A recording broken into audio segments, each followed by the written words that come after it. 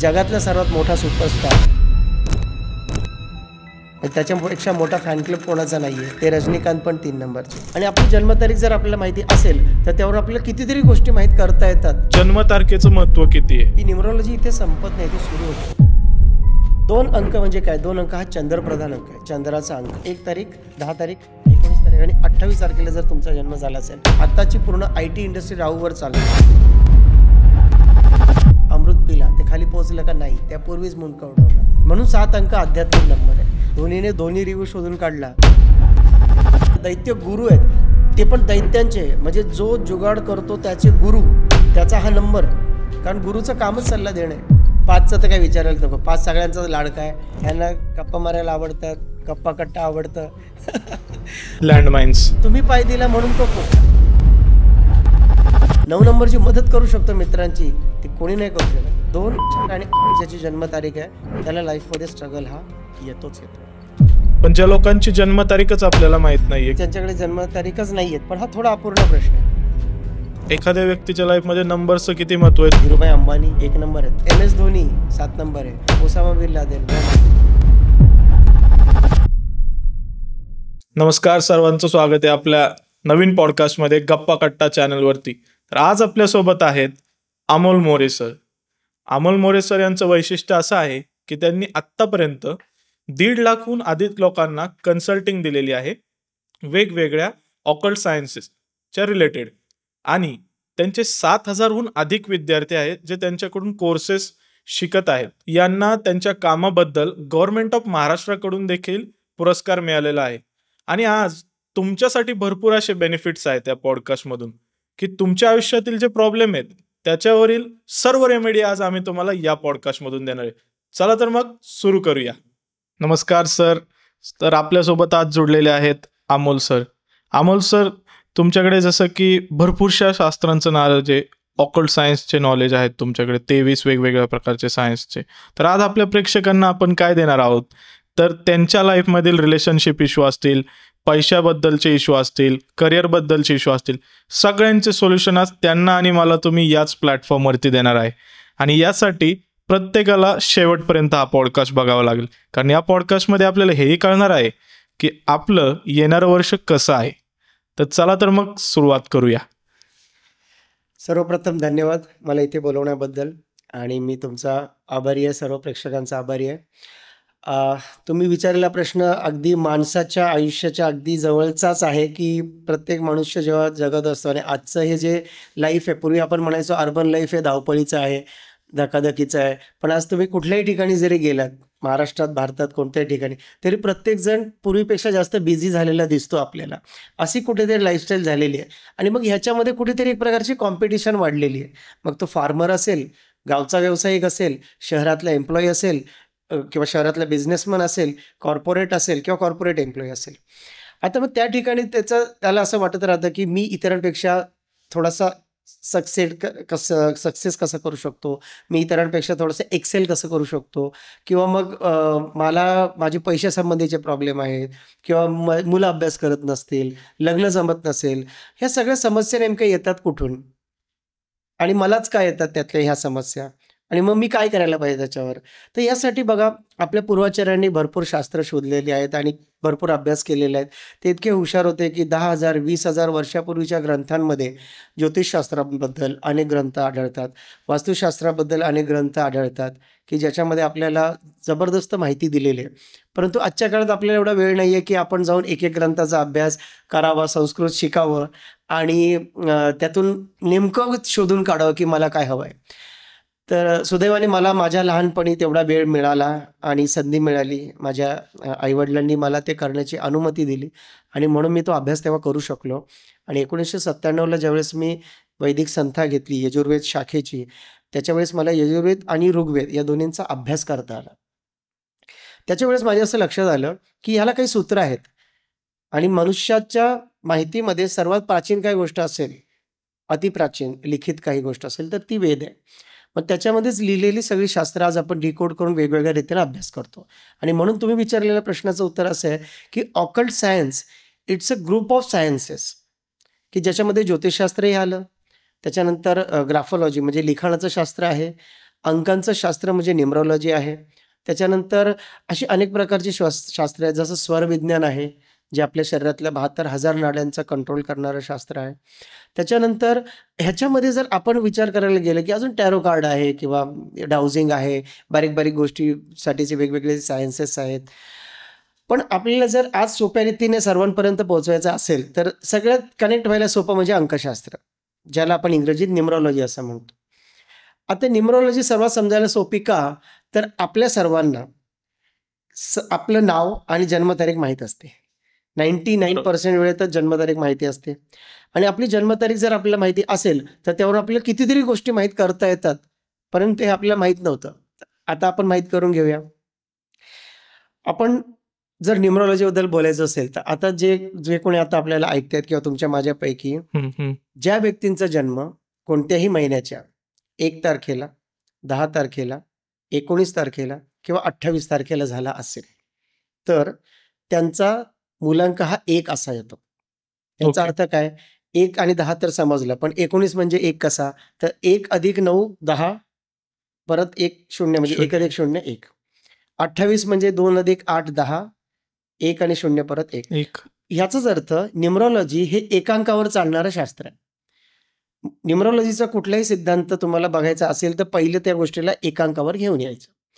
मग आता परत मुद्द्यावर येऊया, की एखाद्या महिन्याच्या 1 तारीख, 10 तारीख, 19 तारीख आणि 28 तारखेला जर तुमचा जन्म झाला असेल, तर तुम्ही कशी व्यक्ती आहात? तर तुम्ही सूर्यप्रधान व्यक्ती आहात. म्हणजे सूर्य हा तुमचा शासकग्रह आहे. तुम्ही एखाद्या राजाप्रमाणे आहात, कारण त्याला सूर्य शासकग्रह आहे, आपण त्याला राजा असं म्हणतो. राजा म्हणजेच काय? तुम्ही बघा राजाचं वर्तन कसं असतं, की तो सगळ्या प्रजेला सांभाळून घेतो. याप्रमाणे ही माणसं असतात. ह्यांना लांबून बघितलं ना, तर थोडेसे हे ॲरोगंट वाटतात. परंतु जेव्हा आपण यांच्या जवळ जातो, ह्यांच्यासारखा चांगला कोणी मित्र नाही, ह्यांच्यासारखा कोणी समजूतदार नाही. कारण एखादा कुटुंब प्रमुख जसा असतो, तसा एखाद्या राज्याचा राजा असतो. त्यामुळे त्याला सर्व प्रजेची काळजी घेणं गरजेचं आहे. त्याला आपलं आवडतं अनावडतं बघून चालत नाही. त्यामुळे राजाप्रमाणे हे लोकं असतात. हे लोकांना नेहमी स्वाभिमान आवडतो. करिअरमध्ये प्रगती करायला आवडते. यांचा सर्वात आवडता टॉपिक करिअर असतो. ह्या 1 नंबरच्या कोणत्याही व्यक्तीला जर तुम्ही विचारलंत, की तू सर्वात मागच्या टाईमला कधी सर्वात आधी तुला असं वॉव मोमेंट होते तुझ्या लाईफमध्ये, तर ते जेव्हा आठवायला लागतील तेव्हा ते फक्त हे आठवतील, की मी काय अचीव्ह केलं होतं, कोणी मला अप्रिशिएट केलं होतं, कुठलं मी अवॉर्ड मिळवलं होतं, कोणतं मी प्रमोशन मिळवलं होतं. कारण यांना प्रगतीशिवाय राहूच शकत नाहीत. कारण हे सूर्य आहेत. सूर्य ज्याप्रमाणे येतो, आल्यानंतर तळपत जातो. बरोबर. म्हणजे ह्या व्यक्ती येतात करिअरमध्ये आणि त्या वर जातात. जर तुम्ही 1 नंबर आहे, you bound to to be progress because तुम्ही 1 नंबर जन्माला आलेले आहात. आता मग 1 नंबरवाले व्यक्ती, प्रत्येक व्यक्ती तर प्रगतीशील झाली नाही. मग तुम्ही ते व्यक्ती असं म्हणतील, की माझी तर सतत प्रगती होत नाही. कधी-कधी मी मध्येच मला डाउनफॉल येतो किंवा मध्ये अडथळे येतात. परत मग कधी माझं स्मूथ चालतं. परत मध्ये अडथळे येतात. तर मग त्याचं कारण आज सांगतो तुम्हाला. ज्यावेळेस 1 नंबरचा माणूस त्याचे फक्त एकदाच प्रॉब्लेम होऊ शकतो, जेव्हा तो डिसिप्लिन सोडतो. कसा? तर आता बघा 1 नंबर म्हणजे सूर्य आहे. सूर्य कधी डिसिप्लिन सोडतो, you can predict that he will come tomorrow morning आणि तो किती वाजता येईल हे सुद्धा आपल्याला माहीत असते. बरोबर. तुम्ही जर गुगल सर्च जरी केलं टुमॉरो सनराईज इन पुणे, तुम्हाला काय येईल, की 6:02 आणि उद्या सकाळी 6:02 तो तिथे असेल. दिस इज कॉल्ड ॲज पंक्च्युअलिटी. ज्यावेळेस 1 नंबरचा माणूस आपली पंक्च्युअलिटी आणि आपलं रेग्युलर असणं सोडतो, त्यावेळेस त्याची अधोगती होते. अच्छा. आणि म्हणून 1 नंबरसाठी एकदम बेस्ट सल्ला देतो. जर तुम्हाला प्रगती करायची आहे, लाईफमध्ये ऑब्स्टॅकल नको आहे, सर्वात पहिलं काम करा, पंक्च्युअल राहा. तुम्ही कुठे पंक्च्युअल राहू शकता? उठण्याची वेळ, झोपण्याची वेळ, जेवण्याची वेळ, ॲटलिस्ट ह्याच्यात पंक्च्युअल राहू शकता. You cannot control your incoming calls, but you can control your time on social media. मी फक्त सकाळचा एवढा आणि रात्रीचा एवढा वेळ देईन. Okay, so these are few things where you can be control in your life. Okay. So 1 नंबरसाठी एक बेस्ट मी सांगतो, जर तुमच्या घरातले किंवा तुमचे मित्रमंडळी सांगू शकतात, की आता इतके वाजले म्हणजे उत्कर्ष हे करत असेल, तर तुम्ही प्रगती करत आहात. 1 नंबरची व्यक्ती. ओके. हे सिक्रेट, की तुम्ही कसं ओळखू शकता. अच्छा. एक उपाय पण देऊया ह्या लोकांसाठी, कारण ह्या लोकांना प्रगती करण्याचा हक्क आहे आणि अधिकार आहे आणि 1 नंबरच्या माणसाने खूप जबरदस्त प्रगती करून दाखवली. Lata Mangeshkar, Elon Musk, Dhirubhai Ambani, 1 number आहेत. या व्यक्तींनी आपल्या आपल्या क्षेत्रामध्ये जबरदस्त प्रगती केलेली आहे आणि त्याच्यामुळे तुम्ही जिथे असाल, ज्या ठिकाणी असाल, तिथे तुम्हाला टॉपला राहायची जात्याच आवड आहे. मग त्याला मदत करायला मी एक तुम्हाला बेस्ट उपाय सांगतो. छोटासा उपाय, रोज सकाळी उठल्यानंतर अंघोळ झाली, 1 लोटा तांब्याचा घ्या आणि सूर्याला 1 लोटा जल अर्पण करा. पूर्व दिशेकडे बघून अर्पण करा. तुम्ही म्हणाल आता फ्लॅट सिस्टम आहे, कुठे जाऊन अर्पण करू आता सूर्याला जल? तर तुमच्या कुठल्याही बाल्कनीतून जर पूर्व दिशा दिसत असेल, क्रॉस म्हणा, सरळ म्हणा, तर तिथे जा. तिथे एखादी कुंडी ठेवा, त्याच्यावरती सूर्याला जल अर्पण करा. ते कुंडीमध्ये पण जाईल आणि सूर्याला मिळेल. ठीक आहे. तर हा एक उपाय एवढासा केल्यामुळे त्यांना खूप चांगले रिझल्टही मिळू शकतात. ठीक आहे. आता हे झालं 1 अंकाविषयी. याच्यानंतर येतो 2 नंबर. 2 अंक म्हणजे काय? 2 अंक हा चंद्रप्रधान अंक आहे, चंद्राचा अंक आहे. आता इथे बघा कसा गेम चेंज होतो. 2 अंक चंद्राचा आहे, त्याला आपण म्हणतो राणी. हम्म, 1 होता राजा, आता 2 अंक म्हणजे आले राणी. 2 अंक हा राणीचा आहे, 2 अंक चंद्राचा आहे. चंद्र कसा आहे? उग्र आहे का शीतल आहे? शीतल हे एकदम. लोक शांत शीतल असतात, इमोशनल असतात. ह्यांना गप्पा मारायला आवडतात, गप्पा-कट्टा आवडतं. ह्यांना ह्यांना मित्रमंडळी आवडतात. आता ह्यांना ओळखणं फार सोपं आहे. ह्यांना सांगितलं ना एकट्याला, "तू इथून नाशिकला जा, इथून मुंबईला जा." तो ह्याला, "उत्कर्ष फ्री आहे का रे?" "चल ना, मला मुंबईला जायचं." "नाही आहे." "मग तू आहे का?" कोणाला तरी. कोण नाही तर आईला म्हणेल, "तू तरी चल सोबत." हम्म, हे एकटे नाही राहू शकत. ओके. याचं सोपं कारण आहे, निसर्गाने सांगितलंय, मी नाही सांगत आहे. तुम्ही बघा, सूर्य जेव्हा उगवतो तेव्हा तो एकटा आकाशात असतो. चंद्र जेव्हा उगवतो त्याच्या आजूबाजूला चांदण्या यायला सुरुवात होते. म्हणजे हा कुठे जाईल तिथे मित्र बनवतो. हम्म, जिथे जॉबला जाईल तिथे पटकन मित्र बनवतो किंवा ते जवळ येतात. म्हणजे चंद्र बोलवत नाही पण चांदण्या येतात ना, असं आहे. तर मग चंद्र कसा आहे? दुसरी गोष्ट शीतल आहे. चंद्राकडे बघून कवीला कविता सुचतात. चंद्राला चंदा मामा म्हणतात. म्हणजे हे अतिशय इमोशनल आणि छान स्वभावाचे लोक आहेत. हम्म, परंतु यांचा एक प्रॉब्लेम आहे. हे मुडी आहेत. प्रचंड मुडी आहेत. कसं? आता बघा, हे जातील घरातून मूव्ही बघायला आणि मल्टिप्लेक्स यायच्या आधी यांच्या काय मनात येईल, म्हणतील कुठेतरी सेल लागला म्हटला होता. मित्राला विचार, कुठे लागला? तिकडे जातील, भटकतील, काही काही कपडे घेतील, काहीतरी खातील, बाहेर येतील. गेले होते मूव्हीला, आले शॉपिंग करून, किंवा गेले होते शॉपिंगला, आले मित्राकडे जाऊन. म्हणजे यांचं बदलत राहतो मूड. आता ह्याच्यामध्ये हिंदीमध्ये कसं म्हणतात, पल में तोला, पल में माशा. त्याप्रमाणे यांचा स्वभाव असतो. आता बघा, तुम्ही 2 अंकाच्या व्यक्तीबद्दल कधी पण, आता इतक्यात तुम्हाला चांगले हसताना बोलताना दिसतील, थोड्या वेळाने असं शांत बसलेले दिसतील. त्याच्यानंतर परत बघाल तर तुमची मस्करी करतील. पण ह्यांचा एक चांगला गुणधर्म सांगू, हे चार्मर आहेत. गौरव मोरे 20 जानेवारीचा आहे. गौरव मोरेंचा बघा चार्मर, त्यांना आपोआप मिळालेली पदवी. काही कोणी ठरवून नाही दिली, किंवा त्यांना न्यूमरॉलॉजी माहीत नव्हती की आता ह्यांना चार्मर म्हणायचं आहे. बरोबर. चार्म असतो या लोकांकडे एक प्रकारचा. चार्म म्हणजे हे जातील तिथे वातावरण हलकं फुलकं करू शकतात. हम्म, कारण चंद्र येऊन वातावरण असं नाही करत की अरे बापरे टोपी घाला, हे उघडा, छत्री उघडा, चंद्र आलेला, असं काही होत नाही. उलट आपण म्हणतो, अरे बाळा हे बघ चंदमामा आला. इतकं ते एक शीतल वातावरण आहे. सो सांगायचं तात्पर्य, यांच्याकडे मातृत्व आहे, यांच्याकडे प्रेमळपण आहे. पण चंद्र जसा काला बदलतो, रोज सारखा दिसतो का? नाही. आज चतुर्थीचा वेगळा दिसतो, अष्टमीचा वेगळा दिसतो, अमावास्येला गायब होतो. तसे यांचे मूड असतात. ह्यांना कधी काय घालायला आवडेल, कधी काय घालायला आवडेल. ह्यांचा ड्रेसिंग सेन्स काही वर्षांनी बदलतो, ह्यांची हेअरस्टाईल काही वर्षांनी बदलते. परंतु हे चंद्रप्रधान लोक खूप चांगले असतात. ह्यांना 4 लोकात बोललेलं आवडत नाही. ह्यांना वाटतं, अरे मला असं कसं बोलला, मी एवढा जीव लावतो ना, आम्हाला 4 लोकात कशा, मला एकट्याला सांगायचं ना. पण यांचा एक अजून प्रॉब्लेम आहे. यांच्या बिचाऱ्यांचा लाईफचा डेस्टिनीचा एक प्रॉब्लेम आहे. यांचा आकार कानासारखा आहे. ओके. तुम्ही बघा, अंक जसे दिसतात ना, ते तुम्हाला सगळी माहिती देऊन टाकतात. 1 अंक असा स्टँड स्ट्रेट हम्म, असं उभा राहतो ना, मग राजाला असंच उभं राहायला लागतं ना. बरोबर. राजा कधी असा बघितलंय? नाही, ताट राजा एकदम. म्हणतो का, हा काय आज काय कारभार आहे, असं थोडी म्हणतो. राजा, येस पुढचा कोण आहे, असं म्हणतो ना. So Raja will always stand straight. Okay. आणि तो त्या स्वाभिमानीच डिसिजन देणार. सो त्याला वरती एक असा ॲरो असतो, तुम्ही इंग्रजी एक कसा करतो बघितलं, त्याला एक बेस असतो, अनुशासन, डिसिप्लिन. त्याच्यामुळे 1 अंकवाले काय करतात, घरात फायनली त्यांचा वर्ड ठेवायचा प्रयत्न करतात किंवा ठेवला जातो. मग ते घरातलं लहान मूल का असेना, पण त्याचा वर्ड फायनल असतो. हम्म, तेच 2 नंबरचं उलटं झालं. आता इथे काय आला, कर्व आला. बघा, 1 स्ट्रेट होता ना, आता 2 अंक लिहिताना पहिला असा कर्व येतो. कर्व म्हणजे काय, कला. तुम्हाला एखादी चित्रकला काढायची असेल तर काय फक्त अशा सरळ आडव्या रेषा नाही काढत. मग तो कर्व म्हणजे ह्यांच्याकडे कला असते. प्रत्येक 2 अंक म्हणजे जन्मतारीख ज्याची 2 आहे, 20 आहे, 11 आहे, ठीक आहे, किंवा 29 आहे, ह्या लोकांकडे काहीतरी कला असेल. ती कला कुठल्याही प्रकारात असू शकते. त्यांना आयदर तबला वाजवायला आवडेल, गाणी ऐकायला आवडतील. हे तानसेन तरी असतील, नाहीतर कानसेन तरी असतील. चांगले लिसनर तरी असतील. मग ते सांगतील, "हां, ह्याच्या नोट्स चांगले लागतात." "तू शिकलायस का?" "नाही, मी नाही शिकलोय. पण असं ओरिजिनल मी गाणं ऐकलंय, थोडंसं कुठेतरी वर-खाली." म्हणजे त्यांना ही जाणीव निसर्गतः दिलेली आहे. ओके. हां. तर मग हे कलेचे भोगते आहेत किंवा हे कलाप्रेमी आहेत किंवा हे स्वतः कलाकार आहेत. मग ती कला कुठलीही असू शकते. कला कुठली असो, हे कलेचे भोगते आहेत किंवा कलाप्रेमी आहेत किंवा हे स्वतः कलाकार आहेत. या ओके. 3 पैकी एक ही व्यक्ती 100% असणार. ओके. ठीक आहे. मुली असतील तर त्या रांगोळी छान काढतील, हम्म. भरतनाट्यम छान करतील किंवा त्यांना तो क्लास लावावा वाटेल. कंटिन्यू करतील याची गॅरंटी नाही. मुडी हा, बरोबर. पण क्लास लावतील.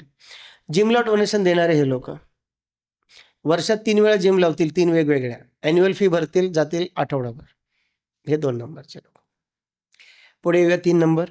3 अंकाची जी माणसं असतात, कुठल्याही महिन्याच्या 3 तारीख, 12 तारीख, 21 तारीख आणि 30 तारखेला ज्यांचा जन्म होतो, ते 3 या अंकाने गवर्न होतात. आता तुम्हाला कळलं 3 कसं. 12 म्हणजे 1 + 2 3, 21 म्हणजे 2 + 1 3, 30 म्हणजे 3 + 0 3. यापैकी जर कुठली जन्मतारीख एखाद्याची आली असेल, तर गुरुचा हा अंक आहे. गुरुग्रह हा अतिशय सात्विक, धार्मिक आणि एक प्रकारे आपण म्हणू की प्रचंड नॉलेजेबल आहे. कारण धर्मापेक्षा मोठं ज्ञान नाही, धर्मापेक्षा गहन नॉलेज नाही आणि धर्मापेक्षा मोठं विजडम नाही. त्यामुळे या व्यक्तींकडे एक वेगळ्या प्रकारचं विजडम असतो. विजडम म्हणजे एक इनर नॉलेज असतं. बघा, नॉलेज आपण जे गॅदर करतो, यूट्यूब बघतो, इकडे वाचतो, पुस्तकं वाचतो, शिक्षक शिकवतात, ते that is one kind of knowledge.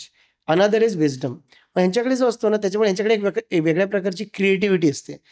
तुम्ही जर बघाल ना, 3 अंकाचे लोक आहेत ना, हे म्हणजे जिथे कुठे असतील ना, त्यांची क्रिएटिव्हिटी ते दाखवतील तरी किंवा सल्ला द्यायचा प्रयत्न तरी करतील. म्हणजे पत्नी असेल तर पतीला सल्ला देईल, मित्र असेल तर मित्राला सल्ला देईल, वडील असेल तर मुलाला देतील. नाही विचारलं तरी सल्ला देतील. कारण गुरुचं कामच सल्ला देणं आहे. गुरु काय करतो अल्टिमेटली? ज्ञान अर्जन करतो, ज्ञान संपादन करून ज्ञान देतो. मग आता ज्ञान देणं म्हणजेच गुरुचं काम आहे आणि म्हणून ते सतत ज्ञान देत राहतात. म्हणून जर तुमच्या आजूबाजूला कोण 3 नंबरची व्यक्ती असेल, 3, 12, 21, 30 ह्या जन्मतारखेची कोणत्याही महिन्याच्या, तर तुम्हाला जे काही काम करायचं आहे त्यातला तो तज्ज्ञ नसेना, त्याच्या कंटेंटबाबत सल्ला त्याच्याकडून घ्या एकदा तुम्ही. तो तुम्हाला काहीतरी क्रिएटिव्ह दे. तो माणूस जिथे असेल तिथे क्रिएटिव्ह काम करेल. त्याला जर तुम्ही अँकरिंग सांगितले, तो अँकरिंगमध्ये काहीतरी शोधून काढेल. तुम्हाला एक हा आठवतो, एक अंपायर होता, बिल्ली बाउडिंग. हो, बरोबर. हां, बिली तर बाउडिंग. त्याचा 6 देण्याची पद्धत, त्याचं ती 4 देण्याची पद्धत, म्हणजे आतापर्यंत इतके अंपायर येऊन गेले, पण त्यांचं नाव कसं लक्षात आहे? कारण त्यांनी Uniqueness. क्रिएटिव्हिटी, एक युनिक स्वतःची एक वेगळी काहीतरी क्रिएटिव्हिटी आणली. बरोबर. द्यायचं त्यांना 6च होता, पण त्यांनी तो दिला किती वेगळ्या पद्धतीने. त्यांना आउटच सांगायचं होतं, पण त्यांनी किती वेगळ्या पद्धतीने दिलं. सांगायचं मला असं आहे की 3 अंकाच्या व्यक्तीकडे क्रिएटिव्हिटी आहे, पण या 3 अंकाचा एक प्रॉब्लेम कसा होतो, या क्रिएटिव्हिटीमुळे आहे ना, ते खूप छान बोलतात, खूप मस्त मस्ती करतात आणि प्रचंड सात्विक नंबर. कारण धर्मगुरूचा नंबर 1 ते 9 अंकांमध्ये एवढा एकच आहे. प्रचंड सात्विकता आणि एक क्रिएटिव्हिटी. याने बघा काय होणार, ते समोरच्याला खुश ठेवायचा प्रयत्न करतात, आनंदी करायचा प्रयत्न करतात, मस्करी करतात, मजाक करतात आणि समोरचे हसतात. आणि असं करता करता जर त्यांनी थोडं स्वतःवर मजाक करायला सुरुवात केली, तर लोक त्यांना हलक्यात घ्यायला सुरुवात करतात. आणि म्हणून तुम्ही एक गोष्ट बघाल, 3 अंकाची माणसं तुम्हाला आपल्या आजूबाजूला सामान्य काम करताना पण दिसतील आणि जगातला सर्वात मोठा सुपरस्टार, त्याच्यापेक्षा मोठा फॅन क्लब कोणाचा नाहीये, ते रजनीकांत पण 3 नंबरचे. अरे वा. येस. तर मला सांगायचं आहे की ती व्यक्ती कोणी असो 3 अंकाची, पण तुम्ही जर त्याच्याकडे सल्ला मागितलात तर तो आनंदाने देईल. आणि तुम्ही नाही जरी मागितलात, त्याच्याजवळ जाऊन बसा आणि सांगा की मी पॉडकास्ट करतोय, आतापर्यंत असं असं केलं. तो म्हणे, एक काम करा, आता सध्या असं चालू आहे, तुम्ही हे ऍड करा. मग हे ते तुम्हाला देतील, $1 मिलियन सल्ला देतील. पण त्यांचा प्रॉब्लेम काय माहितीये, ते स्वतःवरती फार इम्प्लिमेंट नाही करू शकत. त्याला एक सिंपल रिझन आहे, त्यांच्या डोक्यात एका वेळी अनेक फाईल चालू असतात.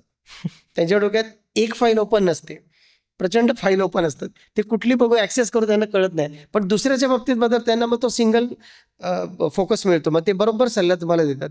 ते स्वतःला देऊ शकतात, पण ते काय करतात, स्वतः गोंधळ करतात. मग यांच्यासाठी सल्ला काय, आपल्या तेच सगळ्यांना सल्ला देतात, पण त्यांच्यासाठी न्यूमरोलॉजीचा सल्ला असा आहे की तुम्ही मेडिटेट करा, शांत व्हा, विचार करताना एका वेळी एकच करा. तो लिहून त्याच्यावर फोकस करा आणि तुम्ही त्याच्यावर काम करा. आज एक गोष्ट हातात घ्या, तीच पूर्ण करा. नाहीतर काय होईल, एक ना धड भाराभर चिंध्या. त्याच्यामुळे 3 ह्या अंकासाठी हे प्रिकॉशन मात्र आहे. 3 अंकासाठी अजून एक आहे, हा धर्मगुरूचा आहे, गुरुकडे जबाबदाऱ्या आहेत, सात्विकता आहे.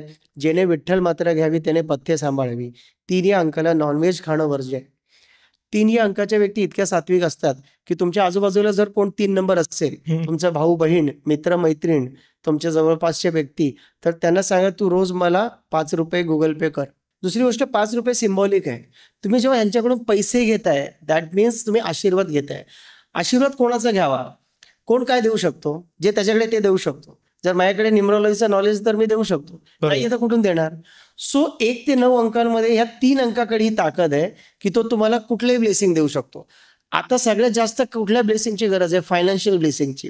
कारण प्रत्येकजण करिअर करतो. मेल, फिमेल सगळे करिअर करतात ना. मग त्यांना पैशाची गरज आहे. मग जो करिअर करतोय किंवा चालू आहे, बिझनेस असेल, जॉब असेल, त्याला ₹5 घेणं जास्त चांगलं आहे. कारण त्याला त्याच्या करिअरमध्ये रिझल्ट पण दिसेल. मग ते सांगतील आपल्याला कमेंट करून की आम्हाला रिझल्ट आला म्हणून. बरोबर. ताबडतोब चालू होतात रिझल्ट. कारण 3 नंबर इतका सात्विक आहे, म्हणून त्याच्या आशीर्वादात तेवढी ताकद आहे आणि तो आशीर्वाद घेण्याची ही पद्धत एक आहे. बरोबर. आता 3 नंबर बिघडतो कधी? 3 नंबर बिघडतो कधी? ज्या वेळेस तो आपली सात्विकता हरवतो. तो काही डॅमेजगिरी करायला जातो. लोकांकडे बघून, ह्याच्या त्याच्याकडे बघून तो बनतो, मी पण थोडा डॅमेजगिरी करतो, मी पण थोडा शॉर्टकट मारतो, मी थोडं पेपरमध्ये कॉपी करतो, मी थोडं अप्रेझलमध्ये खोटं बोलतो. त्यांना फटका पडतो. इतरांना एक वेळ चालून पण जाईल. 4 नंबरवाल्याला चालून पण जाईल. 5लाच आहे, 6ला पण चालून जाईल.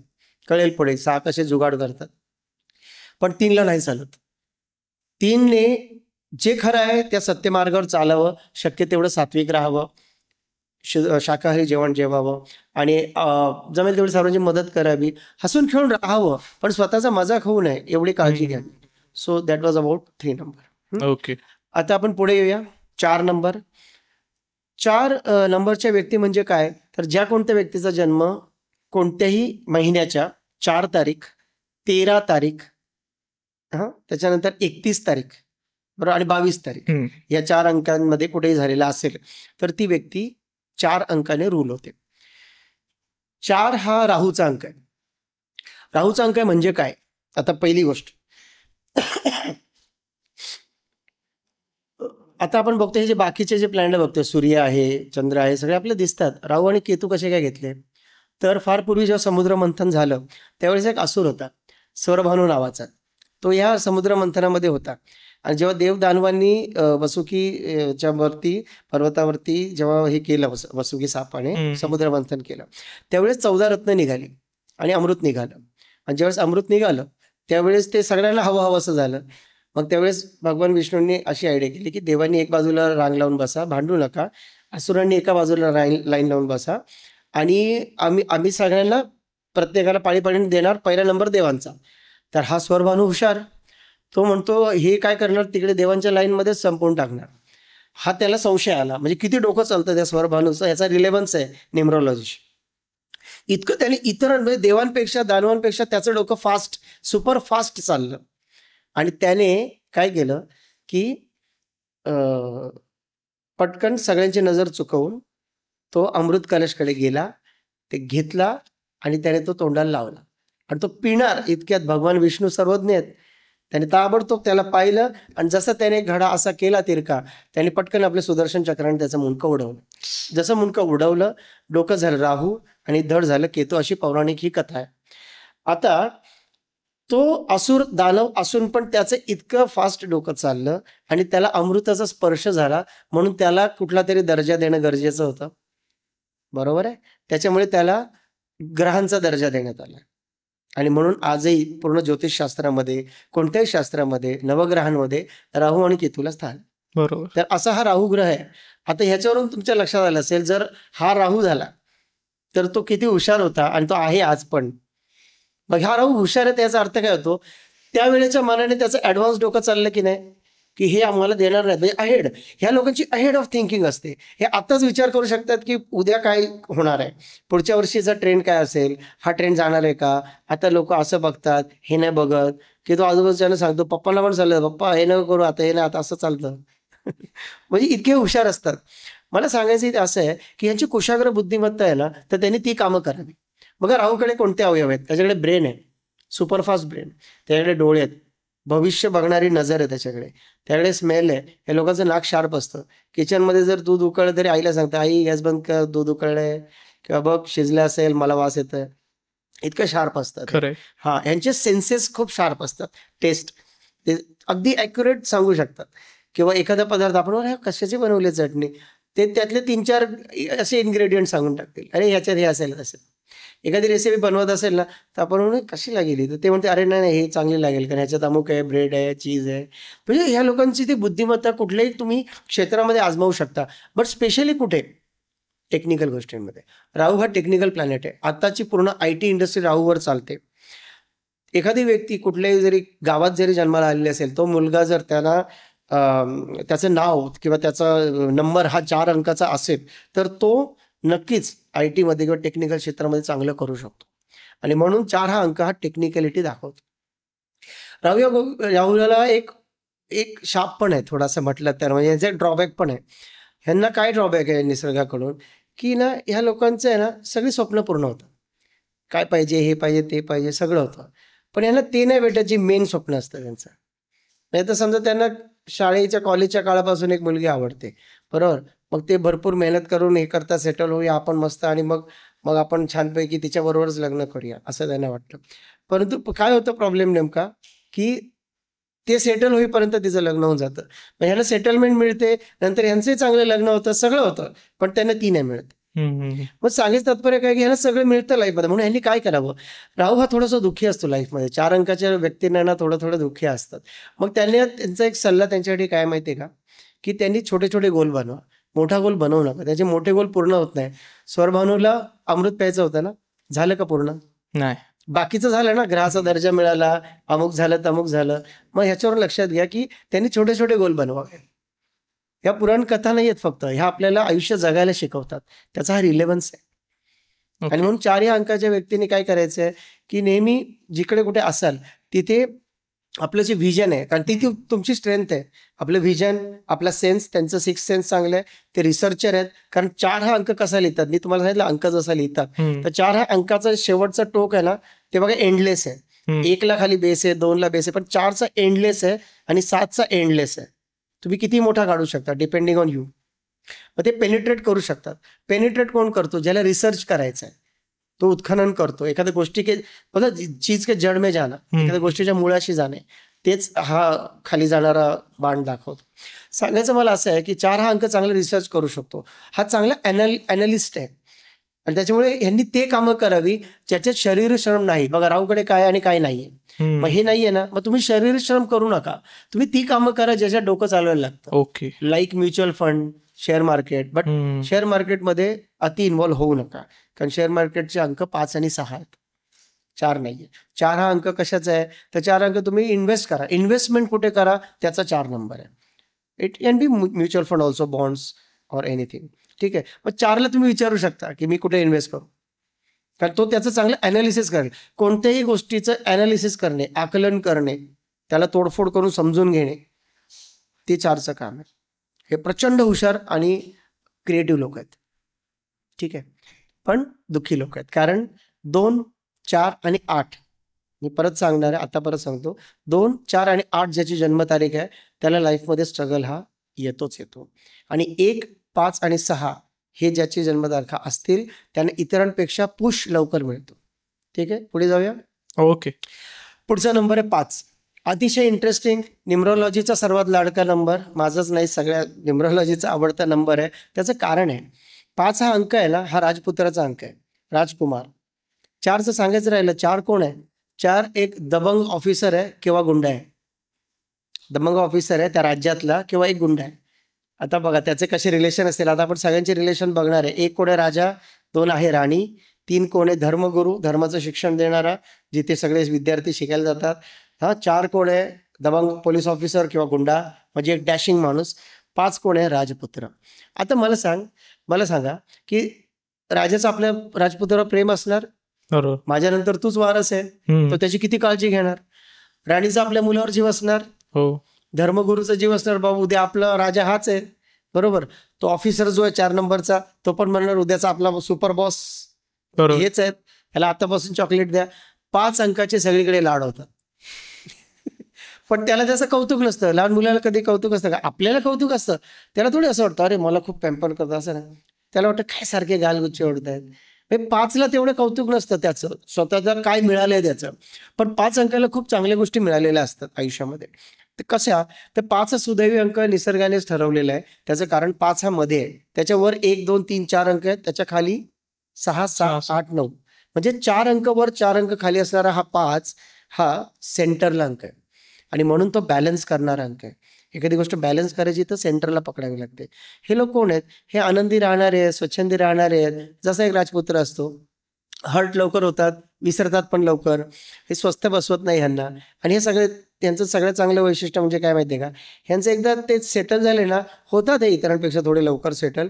35मध्ये वगैरे 40च्या सेटल एकदा झाले की ते निसर्गाकडे पळतात. तुम्ही यांना एक वाक्य सांगा की तुला असं फार्म हाऊस बनवायचं स्वप्न असेल किंवा तुला असं रिसॉर्टवर जास्त फिरायला जायला आवडतं किंवा लोणावळ्याला निसर्गात जंगलात फिरायचं, येस परफेक्ट बोलला.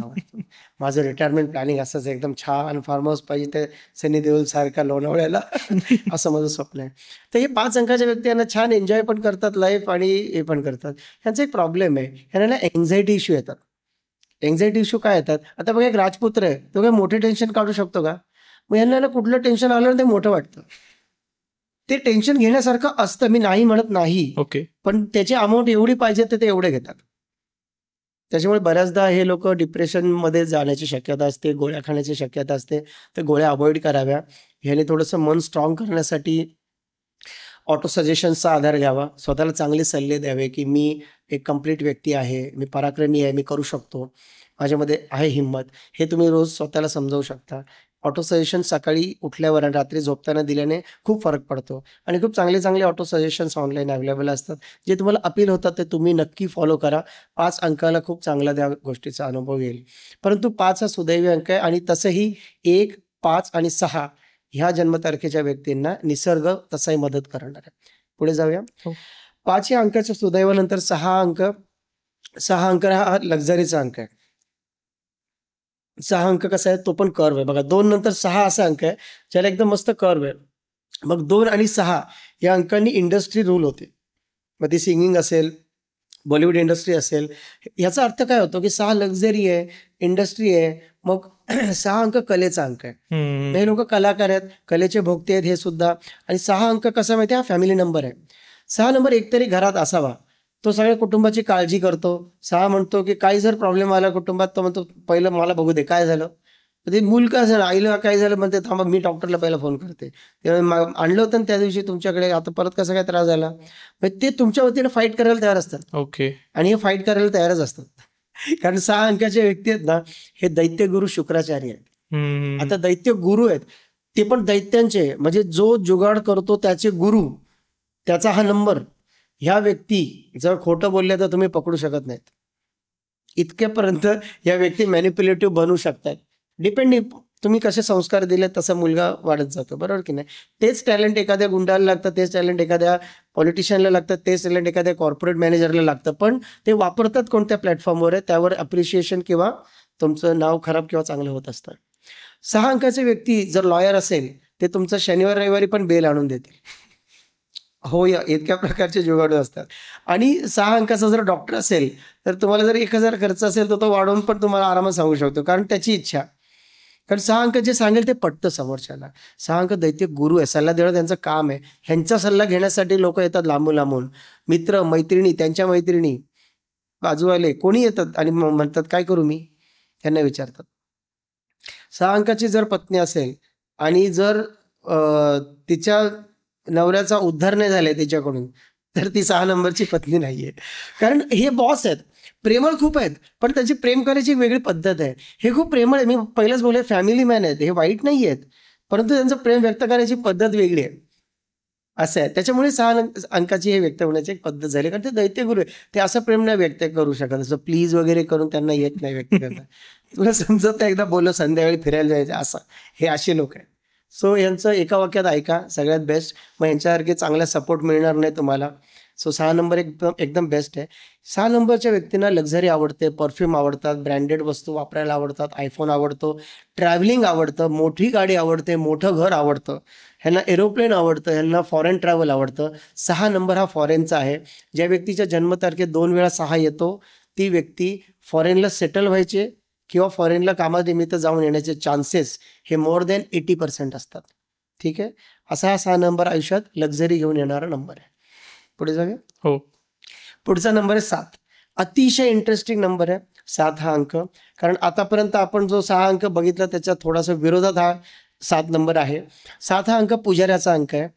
म्हणजे आपण एक राज्य बघतोय ना, त्या राज्यामधलं एक एक कॅरेक्टर बघतोय ना, बरोबर तर त्यातला हा कोण आहे? तर हा रोज सकाळी प्रत्येकाच्या घरी, परत राजाच्या घरी जाऊन मंदिरात हार घालणे, पूजा करून राजाला टीका लावून निघून जाणारा तो जो पुजारी असतो, परत पूजा सांगायला येणार आहे, वास्तुशांती असेल वगैरे, असा हा पुजारी आहे. आता हा जो पुजारी आहे याचं बाकी काही काम आहे का? बाकी काही काम नाही. सल्ले देणं पण धर्मगुरूचं काम आहे. तर पुजारी त्यामुळे काय असतं, थोडा एकाकी असतो, अबोल असतो. बघा, पुजारी येतो, त्याचं काम करतो, टीका लावतो, निघून जातो. आलं लक्षात? मग हे ना थोडे अबोल असतात, हे शांत असतात, हे एकाकी असतात. याचं कारण आहे, ज्यावेळी स्वर्गभानू अमृत पिला ते खाली पोहोचलं का नाही, त्यापूर्वीच मुंडकं उडवलं. त्याच्यामुळे हा नाराज असतो. ह्याला मिळाले, केतूला मिळाली बॉडी, राहूला मिळालं डोकं. आता ह्या बिचाऱ्याकडे काय काय नाहीये, विजन, ब्रेन किंवा सेन्सेस कमी आहेत ना, आणि डोळे नसल्यामुळे काय होतं, आता समजा या रूममध्ये पूर्ण अंधार आहे, म्हणजे आता तुमचं डोळे नाही, हे काम संपलं, बरोबर. फक्त बॉडी आहे आणि तुम्हाला जर बघायचं असेल, मला बाहेर जायचं, तुम्ही चाचपडणार ना. हा थोडासा चाचपडतो. त्यामुळे इतरांपेक्षा ह्याला काम करायला जास्त वेळ लागतो. काही बाबतीत काही कामं करताना जास्त वेळ लागतो. काही वेळ हे कन्फ्यूज होतात. काही वेळ कुकिंग करताना अर्धे युटेन्सिल्स घ्यायला विसरतात किंवा काही एखादं लागणारे वस्तू आता पुढच्या नेक्स्ट स्टेजला पण ते घ्यायला विसरतात. प्लॅनिंगमध्ये कमजोर पडतात. कारण प्लॅनिंग जर ह्यांनी केलं तर त्याच्यात एरर्स कुठे ते तिथे राहतात. आणि त्याचं कारणच तसं आहे की त्याला लागणारे यांच्याकडे हे नाहीयेत. परंतु हे अतिशय प्युअर सोल आहेत. का? त्यांच्याकडे ब्रेन नाहीये, हे मेंदूने विचार नाही करणार, मग हे कुठून विचार करणार? यांच्याकडे हार्ट आहे, हृदयाने विचार करणार. बिचारा चांगला माणूस दिसतो आणि मग काय होतं, फसतात. आज चांगली माणसं किती आहेत तसं बघायला गेलं तर, आणि फायदा आहे म्हणून ऐकणारी किती आहेत? आपलं भरपूर जास्त आहेत. आणि फक्त मदत करायला येणारी किती आहेत? थोडीशी. मग केतूची फसगत कलियुगात खूप जास्त होते. बघा, काळानुरूप शास्त्र बदलतात. पूर्वी केतूचं वेगळं होतं, आता कलियुग चालू झाल्यापासूनचा केतूचं जे काही भाग्य आहे ते वेगळं आहे. कलियुगाप्रमाणे जर डॅम्बिस लोकांची संख्या वाढली असेल, स्वार्थींची वाढली असेल, कॉम्पिटिशन वाढली असेल, त्यात ह्या बिचाराकडे स्पीड स्लो आहे, तरी कुठेतरी लाईफमध्ये मागे राहतात.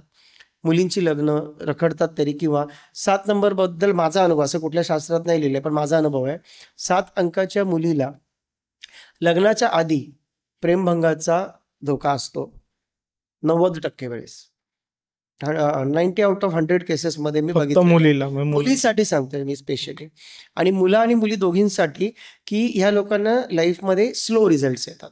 असं आहे. कारण ना हा 1, 5, 6 पैकी सुदैवी अंक आहे, ना 2, 4, 8 पैकी स्ट्रगल करणारा अंक आहे. दुसरीकडे ह्याला प्लॅनेटचा दर्जा पण मिळाला आहे, आणि एकीकडे ह्याच्याकडे ब्रेन आणि आईज आणि साईटसाठी सारख्या गोष्टी पण नाही आहेत. त्याच्यामुळे ह्याचं एक वेगळंच लाईफ आहे. आणि म्हणून हा कोण आहे? It's a loner number. हा एकाकी नंबर आहे. त्यामुळे यांना ना दर थोड्या दिवसांनी वाटत राहतं, जाऊ दे हे सगळं काय आहे. नाहीतरी हा धार्मिक नंबर आहे. धार्मिकता काय म्हणते, जाऊ दे सगळं काय, सोडून देऊ, काय करायचं. नाहीतरी फायनली काय, शेवटी काय, शेवटी हिच्या घरीच जाणार आहे, हिला किती जीव लावा, हा आपल्या बायकोबरोबर जाणार आहे. थोडासा त्यांना असा विचार असतो मनामध्ये. त्यामुळे कुठेतरी कट करतात. आणि केतूचं कामच कट करणे. ॲस्ट्रॉलॉजीमध्ये केतू म्हणजे सलोन. सलून काय करतो, आपण जातो, आपले एवढे केस असतात, एवढे करून परत पाठवतो. So that is Ketu.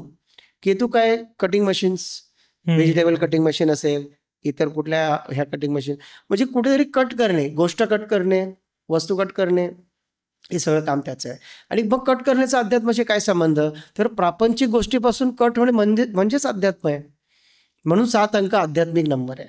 आणि म्हणून हा कुठेतरी अशा विद्यांचा अंक आहे. म्हणजे आता बघा, आपण ज्याला म्हणतो ना पूजा अर्चा, वास्तुशांती, सत्यनारायण पूजा, देवरात्री पूजा, ह्याच्या व्यतिरिक्त ज्या विद्या आहेत ना, ज्याला पूर्वी गारुडी विद्या म्हणायचे, चांगल्या वाईट विद्या आहेत, त्या सगळ्यांचा अंक 7 नंबर आहे.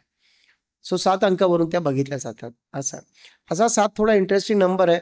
पण हा डिसअपॉइंटेड असतो, नाराज असतो, शांत असतो, एकाकी असतो. ह्याला हसतो, पण फार हसल्यानंतर त्याला वाटतं मी उगाच एन्जॉय करतोय. एवढं काही ओके. एन्जॉय करण्यासारखं नाहीये. असं कुठेतरी कट करतो स्वतःलाच. पण स्वतःला कट करत करत कुठेतरी एक सेल्फ डाऊट किंवा एक डाऊटची एबिलिटी निर्माण होते त्यांच्यामध्ये. आणि म्हणून हे ना डाऊट्स करण्याचा त्यांचं दिवसेंदिवस जसं लाईफ पुढे जात राहतं तसं त्यांचं शंका वाढतात. त्यांना निष्कारण असं वाटत राहतं. आता बघा तुमच्याकडे जर डोळे नाहीये किंवा या रूममध्ये लाईट नाहीये तर तुम्हाला असं वाटेल ना कोणतरी इकडून मारतंय का मला, कुठे पडणार तर नाही ना मी. मग ते डाऊट हे यांचा बिचाराचा प्रॉब्लेम नाही हा. हे त्यांना निसर्गतच तसं डिनोट झालेलं आहे. मग त्यांनाच का झालं तर ज्याला जे नंबरप्रमाणे झालेलं आहे ते त्यांच्या पूर्वकर्माप्रमाणे तारीख मिळालेली आहे. म्हणून अंकशास्त्राची इतकं ब्युटी काहीच नाही. असं जरी असलं तरी 7 नंबरबद्दल अजून एक सांगायचं राहिलं ते म्हणजे ह्यांच्याकडे इंट्युशन पॉवर आहे. कारण कसं मी मगाशी काय बोललो यांच्याकडे ब्रेन नाहीये ना, हे सगळं नाहीये. मग त्यांच्याकडे काय आहे ते इंट्युशन पॉवर आहे. ते इंट्युशनने लोकांना बघतात ना, म्हणून बोललो अरे बिचारा. म्हणजे पहिलाच त्यांचा अप्रोच काय असतो की हा चांगला असेल.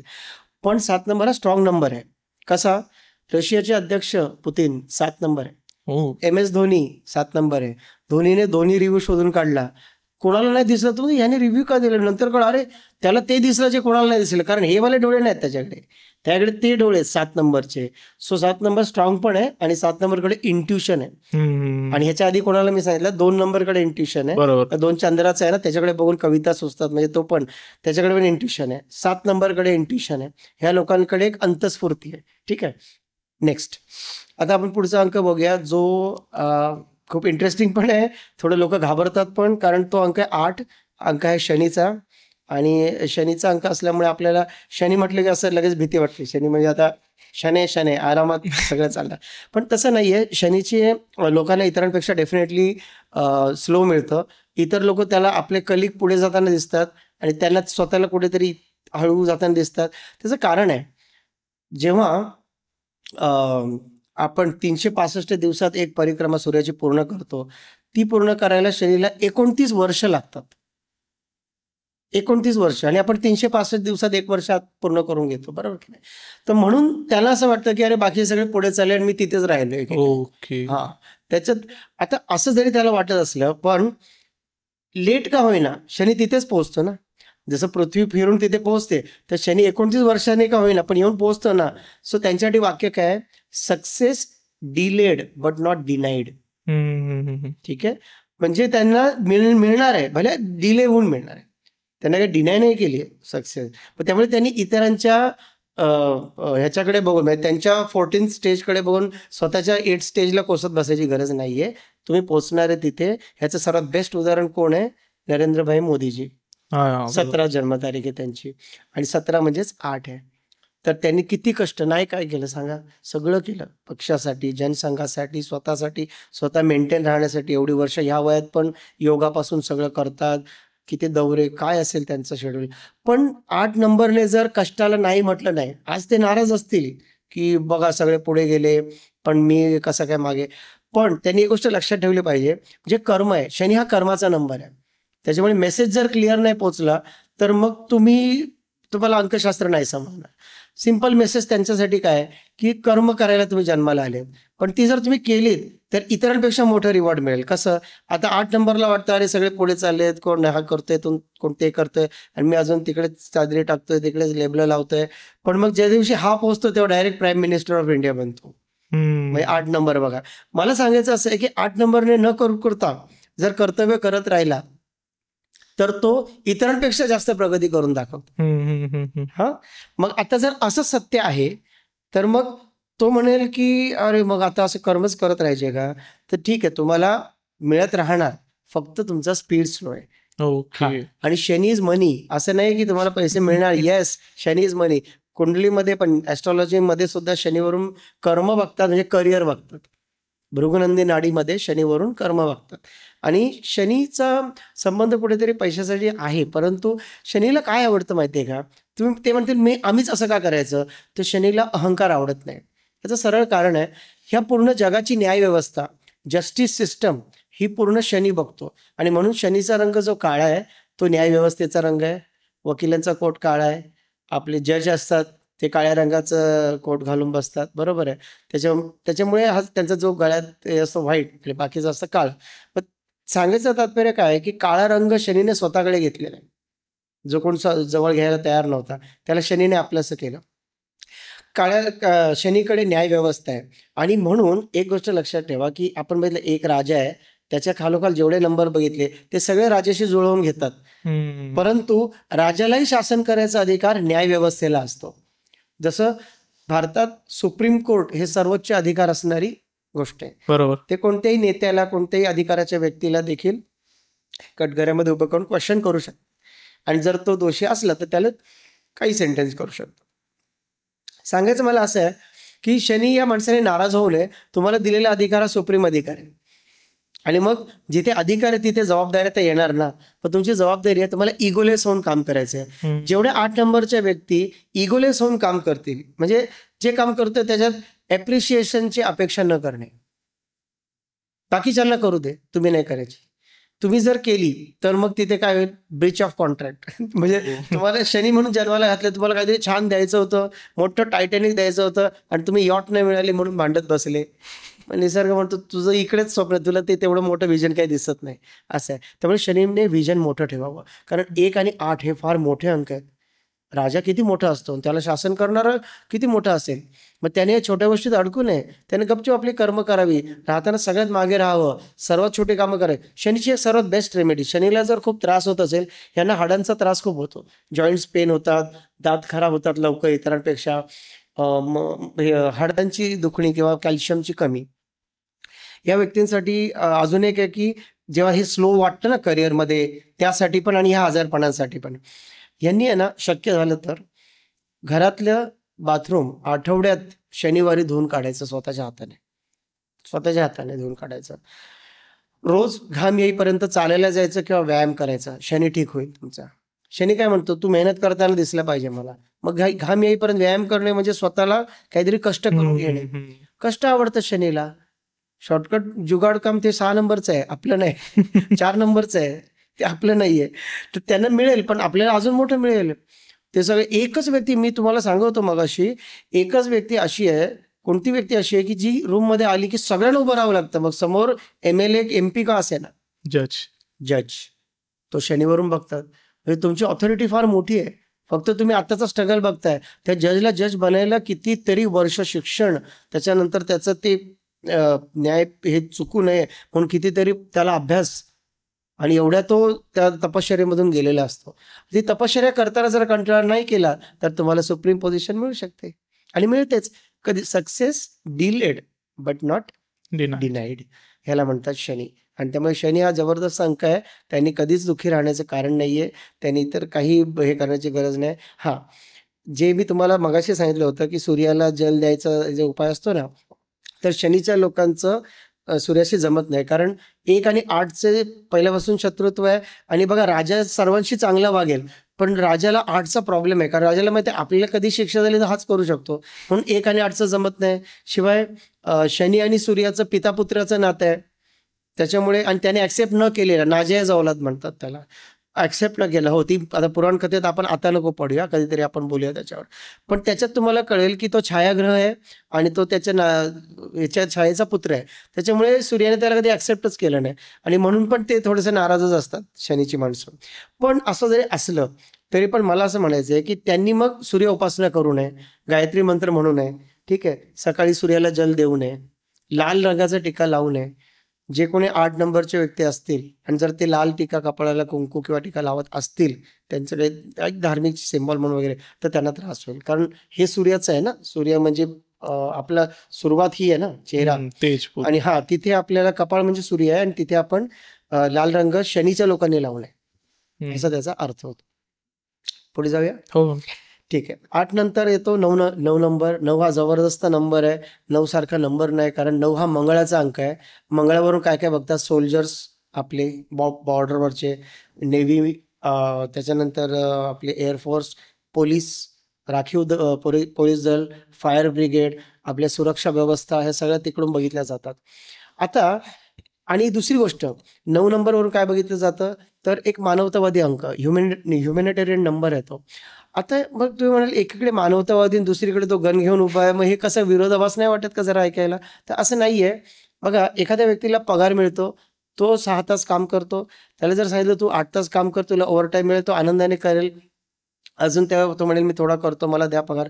पण असं तुम्हाला किती पगार मिळाल्यावर तुम्ही म्हणाल की माझा जीव गेला तरी चालेल. म्हणून त्यांना मानवतावादी म्हणतात. हे काम सगळेजण नाही करू शकत. 9 नंबर जे काम करू शकतो ना, ते सगळे नाही करू शकत. 9 नंबरची मदत करू शकतो मित्रांची, ती कोणी नाही करू शकत. 9 नंबर सारखा बेस्ट फ्रेंड नाही. कारण ते अर्ध्या रात्री तुमच्या बाजूला जर कोण उभं राहणार असेल आणि तुमच्याऐवजी तुमच्या पुढे जाणार असेल तुमच्या प्रॉब्लेमसाठी, तर 9 हा अंक आहे. आणि 9 हा एक जबरदस्त अंक आहे, मानवतावादी अंक आहे. त्याला असं वाटतं मी किती मदत करू लोकांची. त्यामुळे तो देताना छप्पर फाडून देऊन टाकतो. तो देताना विचारच करत नाही, इतका देतो लोकांना. पण ज्यावेळेस घ्यायची पाळी येते आणि जर तो समोरचा चुकला तर मग त्याच्या हातात गन पण आहे, मग तो घरात घुसून घेऊन येईल.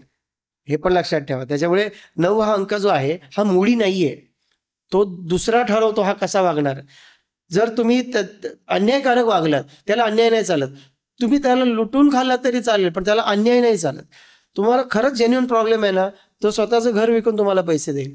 पण जर तुम्ही फसवलं हे त्याला नंतर कळलं, तर त्याच्या इतका मोठा शत्रू नाही, त्याच्या इतकी मोठी मिलिटरी नाही, त्याच्या इतका मोठं क्षेपणास्त्र नाही. मग तो काही छोटी मोठी गन नाही, मग तो एक क्षेपणास्त्र आहे. म्हणून 9 हा अंक ज्याच्यामध्ये जबरदस्त ऊर्जा लपलेली असते. पण ती कशी असते माहितीये? ते जमिनीखाली काय असतात पुरलेले? लँडमाइन्स असतात ना, ते तसे. तुम्ही पाय दिला म्हणून तो फुटला, तो उगाच नाही फुटलाय. ट्रिगर ट्रिगर तुम्ही केलाय, त्याला मुडी नाही म्हणू शकत मग तुम्ही. असं आहे. मुडी तिकडे 2 नंबरची काम आहेत, ती मुडी असणं. सो 9 अंकाची माणसं खूप चांगल्या माणसं असतात. ज्यांचा जन्म कॅलेंडर डेट प्रमाणे 9, 18 त्याच्यानंतर 27 या तारखांना झालेला असेल कोणत्याही महिन्याचा, तर ते 9 या अंकाचे व्यक्ती आहेत. आणि 9 अंकाचं बाळ खूप छान असतं, सगळ्यांचा लाडके असतात. आणि कारण ते कसे एक तर ह्युमॅनिटेरियन बनणार आहेत पुढे जाऊन. आता बाळ आहेत, मग ते एकदम मस्त ते हवेहवेसे वाटणारे असे ते बाळ असतात. 9 अंकाचे जे तरुण असतात ते त्याने सगळेजण सगळं हा आपला, तो आपला, तो आपला. 9 अंकाचा माणूस म्हणतो अरे हा आपला आहे, काल ओळख झाली तरी म्हणतो अरे तो आपला मित्र आहे. हे 9 अंकाचे व्यक्ती. आणि 9 अंकाचे व्यक्ती व्यवसायात जर पडल्या, त्यांनी बाबा फार सांभाळून व्यवसाय करावा, कारण यांना वाटतं जो तो चांगलं करायलाच आलाय आपला, असं आहे. पण जेव्हा मग तुम्हाला राग येईल, तुम्ही फ्रस्ट्रेट व्हाल, तेव्हा तुम्ही मग त्याची पण मग नंतर वाट लावाल. तर त्यापेक्षा आजच विश्वास ठेवताना माणसं बघून विश्वास ठेवावा, असं हे 9 अंकाचं रिझल्ट आहे. ठीक आहे. आता एकच आपण पटकन बघूया की आता कोण कोणाशी जुळवून घेईल, कारण ह्याच्यावरच पूर्ण निमरावलाची आहे. आता तुम्हाला कळलं 1 ते 9 अंक, एक कोण राजा आहे. आता आपण बघूया, राजा 2 अंक राणी आहे, म्हणजे जमेल. ऑफकोर्स राजा आणि राणी जोडी आहे, राजा आणि राणी झालेत. 1, 2 झाला. 3 गुरु आहे, गुरुला राजाशी जुळवून घेणंच आहे, बरोबर. राजा आणि गुरुचं जुळेल. 3 नंतर झालं 4. 4 कोण आहे? एक दबंग पोलीस ऑफिसर आहे किंवा मग एक गुंडा आहे. मग तो गुंडा राजापासून लपून राहणार, नाही तर राजाला डायरेक्ट शिक्षा करेल, नाही तर कोठडीत टाकेल. आणि दबंग ऑफिसर काय म्हणणार, आपलं प्रमोशन ह्याच्या हातात आहे, म्हणून तो काय करेल, राजाशी जुळवून घेईल. आता ह्याच वरच्या अंकांशी बघूया. त्याचं राणीकडे काय काम आहे? काहीच काम नाही. तू एक ऑफिसर आहे, ती एक राणी आहे. ती राणी तर तिचं काय सांभाळायचे काम. त्यामुळे हे दोघे एकत्र दिसले तर प्रॉब्लेम आहे. मग 2 आणि 4 शत्रू अंक आहे. आता लक्षात राहायला सोपं आहे. 2 आणि 4 एकत्र दिसले, राणीचं या दबंग किंवा गुंडाकडे काय काम, असं लक्षात ठेवा. म्हणजे आपल्याला ते पुढे तुम्हाला त्याच्याशिवाय न्यूमरोलॉजी कळणार नाही. त्यानंतर 3 अंक, 3 आणि 4चं काय, धर्मगुरु हा दबंग आहे, काय प्रॉब्लेम नाही. हा बोलतो जो आहे उसका भला. 3 अंक सात्विक, तू आया तेरा भी भला, तू आया तेरा भी भला, असे हे सात्विक लोक आहेत. त्यामुळे ठीक आहे, इथपर्यंत कळलं. ओके. त्याच्यानंतर 5 अंक, 5चं तर काय विचारायला नको, 5 सगळ्यांचा लाडका आहे, कारण सर्वांना उद्या त्याच्याच ऑर्डर ऐकायच्यात. त्याच्यामुळे तो सर्वांचाही लाडका आहे, 8चा पण लाडका आहे. कारण जज पण म्हणतो लहान बाळ आहे, त्याला काय करायचं. बघा 18 वर्षाच्या खालच्यांना पण रूल्स पण वेगळे आहेत का, 16 वर्षाच्या खालच्यांना काहीतरी असं. आणि दुसरी गोष्ट म्हणजे लहान बाळाला तर सगळेच प्रेम करतात, त्याच्यामुळे मग त्याला सूट आहे सगळ्यांमधून. त्यानंतर 6, म्हणजे 5ला कोणी शत्रू अंक नाहीये. इन शॉर्ट 5 या नंबरला कोणताही शत्रू अंक नाही. ठीक आहे. त्यानंतर आलं 6, बरोबर. आता 6 कोण आहे? दैत्यगुरु शुक्राचार्य. हा कोण आहे? एकदम म्हणजे काहीतरी करायचं आहे, म्हणजे एखादे 40 चोरचा अलीबाबाचा बॉस. म्हणजे सगळ्या प्रकारच्या जुगाडू लोकांचा एक कोणतरी सुप्रीम गुरु. नुसता बॉस नाही, गुरु आहे तो, जिथपासून सुरुवात आहे या सगळ्याला. आणि एक लक्षात ठेवा, एक विलक्षण गोष्ट आहे की जी संजीवनी विद्या होती ना, म्हणजे एखादा व्यक्ती मृत पावला तर पूर्वी देव दानवांची युद्ध व्हायची. देव जर घायल झाले तर त्यांना न्यायचे. त्यांचे देवांचे वैद्य होते अश्विनी कुमार, दोघे भाऊ होते, ते आहेत म्हणजे. तर ते अश्विनी कुमार त्यांना उपचार करायचे, मग ते हळूहळू बरे व्हायचे. आणि इकडे दानव जर एखादा मेला ना तरी दैत्यगुरु शुक्राचार्यांकडे संजीवनी विद्या होती, मृत संजीवनी विद्या. बघा विचार करा, म्हणजे दैत्यगुरु शुक्राचार्यांकडे किती पॉवर्स असतील याचा अर्थ. तर हे दैत्यगुरु शुक्राचार्य आणि तो धर्मगुरू आहे, ह्यांचं कधी आपसात जमेल का? नाही. मग 3चा सर्वात मोठा शत्रू कोण? 6. असं. 6चा सर्वात मोठा शत्रू 3. तीन. का? 36चा आकडा म्हणतो आपण याला. म्हणून 36चा आकडा म्हणजे 3 आणि 6 शत्रू. याच्या आधी कोण भेटला? 2 आणि 4, राणीचं आणि दबंगचं काय काम, म्हणून तो भेटला. 3 आणि 6. 6 नंतर कोण आलं? 7 पुजारी आहे. पुजाऱ्याला कोणाशी काय करायचं? तो जज असला तरी त्याच्या घरात जाऊन पूजा करून यायची आहे, राजा असला तरी जाऊन करून यायची आहे, आणि त्या दबंग अधिकाऱ्याच्या घरी पूजा असेल तरी जाऊन करून यायची आहे. आणि त्याच्यामुळे त्याला कोणी शत्रू नाही. 7ला कोणी शत्रू अंक नाही. 7ही कोणाचा शत्रू नाही. तो आपला अबोल आहे, आपलं आपलं काम करतो, जे काही लाईफ दिले तो जगत राहतो. 8ला मात्र भरपूर शत्रू आहेत. कसं? सगळ्यात पहिलं काय? राजा दचकून राहतो. हा म्हणतो मी मैत्री कसं काय करू, मला न्याय द्यायचा आहे, मी राजाशी मैत्री कशी करू?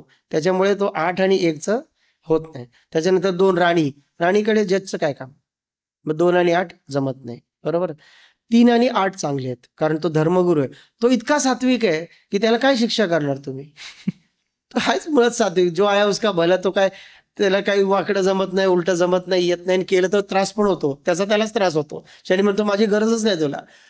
3 अंकाचा व्यक्ती जेव्हा मी परत सांगतो काही जर उलटं सुलटं करतो त्याला त्रास होतो. मग 8 काय म्हणतो? माझी तुला गरजच नाही न्याय व्यवस्थेची, तुला तिथल्या तिथे शासन होतं. आणि म्हणून 3 आणि 8चं चांगलं जमतं.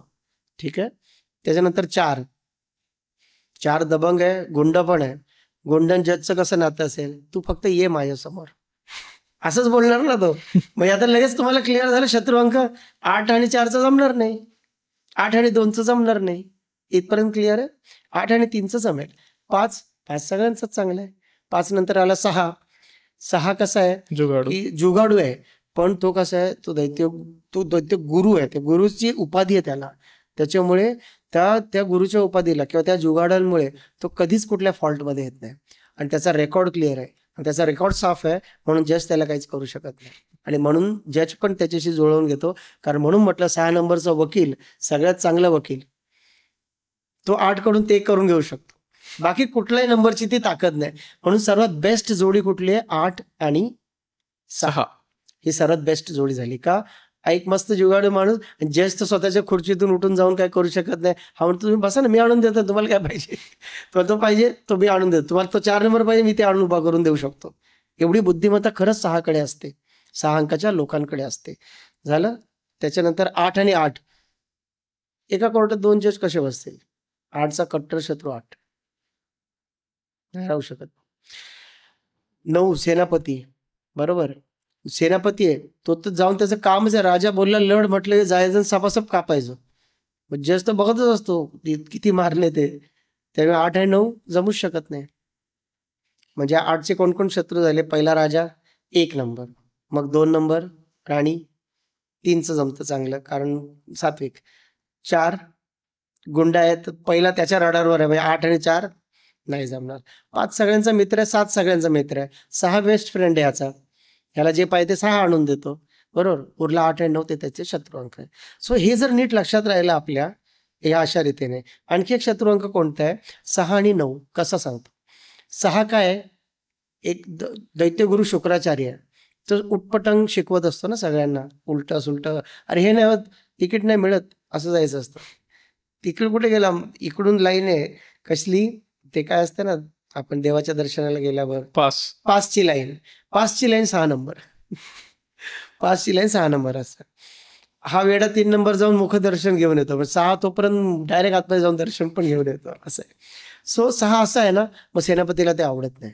सेनापती बोलतो हा मला पण भय कवेल, आणि सेनापतीला डिसिप्लिनमध्ये राहणं खूप गरजेचं आहे, नाहीतर राज्याची वाट लागेल, परकी आक्रमण करतील.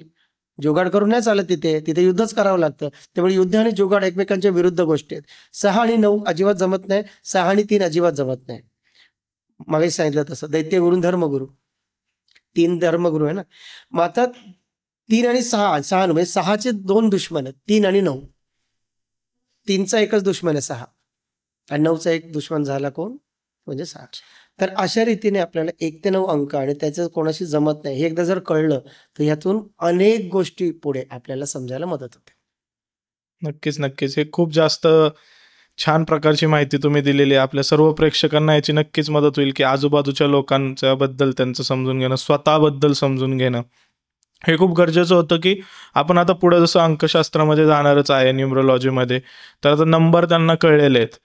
तर मला असं विचारायचं आहे, की एखाद्या व्यक्तीच्या लाईफमध्ये नंबरचं किती महत्त्व आहे तुम्ही सांगितलंय, पण त्याच्या जन्मतारखेचं महत्त्व किती आहे? ओके, हे अतिशय महत्त्वाचा प्रश्न आहे. याचं कारण असं आहे की न्यूमरोलॉजी इथे संपत नाही, इथे सुरू होते. ज्यावेळेस मनुष्य जन्माला येतो त्यावेळेस त्याला सगळ्यात पहिलं काय मिळतं, त्याला जन्मतारीख मिळते. त्याला नाव पण नाही मिळत, पहिले जन्मतारीख मिळते की ह्या तारखेला तो जन्माला आला. बरोबर.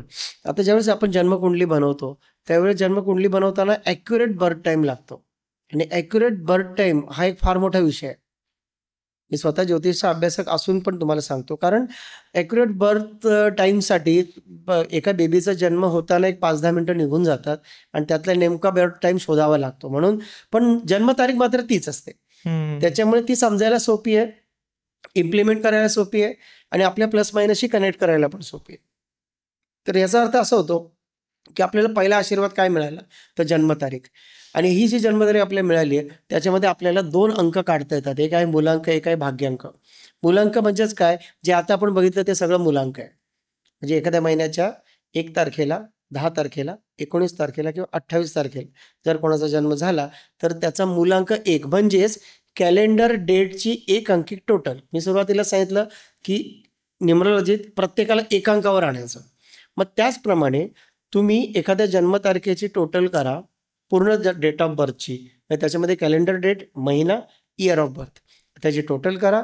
त्याचा जो अंक येईल त्याला परत 1 अंकापर्यंत आणा टोटल करत, त्याला म्हणतात भाग्यांक. उदाहरणार्थ 20 जानेवारी 1978 असं आपण उदाहरण घेऊया. 20 जानेवारी 1978. तर इथे काय करणार आपण, 2 प्लस 2 कुठला, महिन्याचा, प्लस 1 जानेवारी, इयर आहे 1978 म्हणजे प्लस 1 प्लस 9 प्लस 7 प्लस 8. बरोबर. तर त्याचा येणार 28. 28 म्हणजे 2 प्लस 8, 10. 10 म्हणजे परत 1 प्लस 0 आला 1. हा आला भाग्यांक. भाग्यांक आला 1. ह्याला काही जण लाईफ पाथ नंबर पण म्हणतात.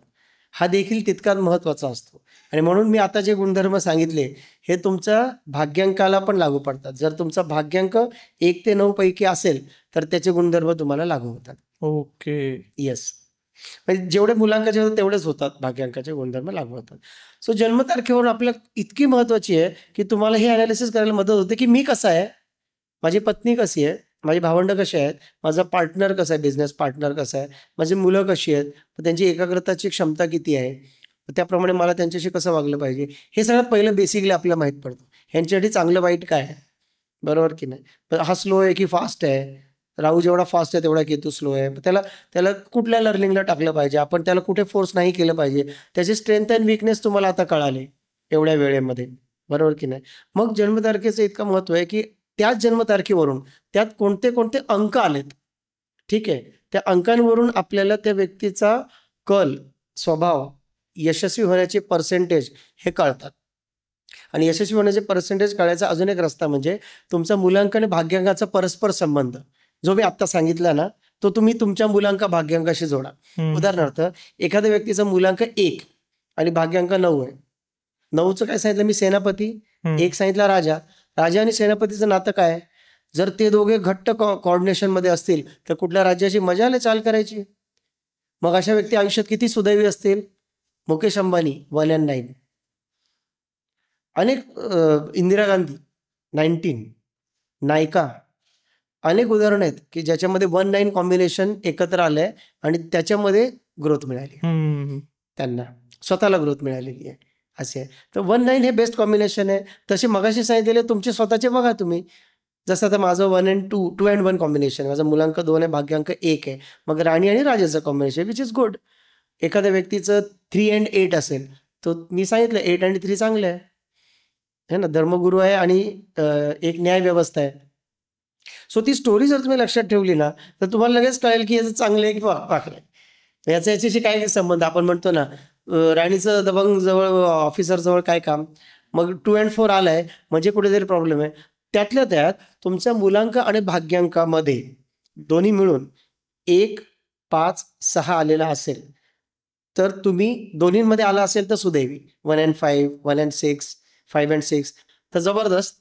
पण दुसरा कुठला येऊ, समजा 7 and 6 आला तरी 6 आला ना, गेम चेंजर झाला. 8 and 3 आला, ठीक आहे, त्याच्यात 1, 5, 6 कुठे आला नाही, बरोबर. तसं तुमचा 1, 5, 6 जर मुलांक किंवा भाग्यांकात आला तर तुमचं भाग्याचं प्रमाण पर्सेंटेज वाढत जातं. आणि जर 2, 4, 8 तुमचा मुलांक किंवा भाग्यांक असेल तर इतरांपेक्षा तुम्हाला स्ट्रगल हा करावाच लागतो. ओके, हा त्याच्यामध्ये फरक. ओके, जन्मतारखेवर अजून एक फार महत्वाची गोष्ट आपल्याला मिळते आणि ती प्रत्येक व्यक्तीला अतिशय जबरदस्त लाभदायक ठरते. तिला म्हणतात एंजल नंबर. त्याला कुवा नंबर म्हणतात. त्याला पूर्वी पाकुवा नंबर म्हणायचे, पण त्याला नंतर शॉर्टकट करत कुवा नंबर असं म्हणतात. कुवा नंबर म्हणजे काय किंवा एंजल नंबर म्हणजे काय, एकदम सोपी गोष्ट आहे. आपलं बर्थ इयर घ्यायचं, जन्मसाल.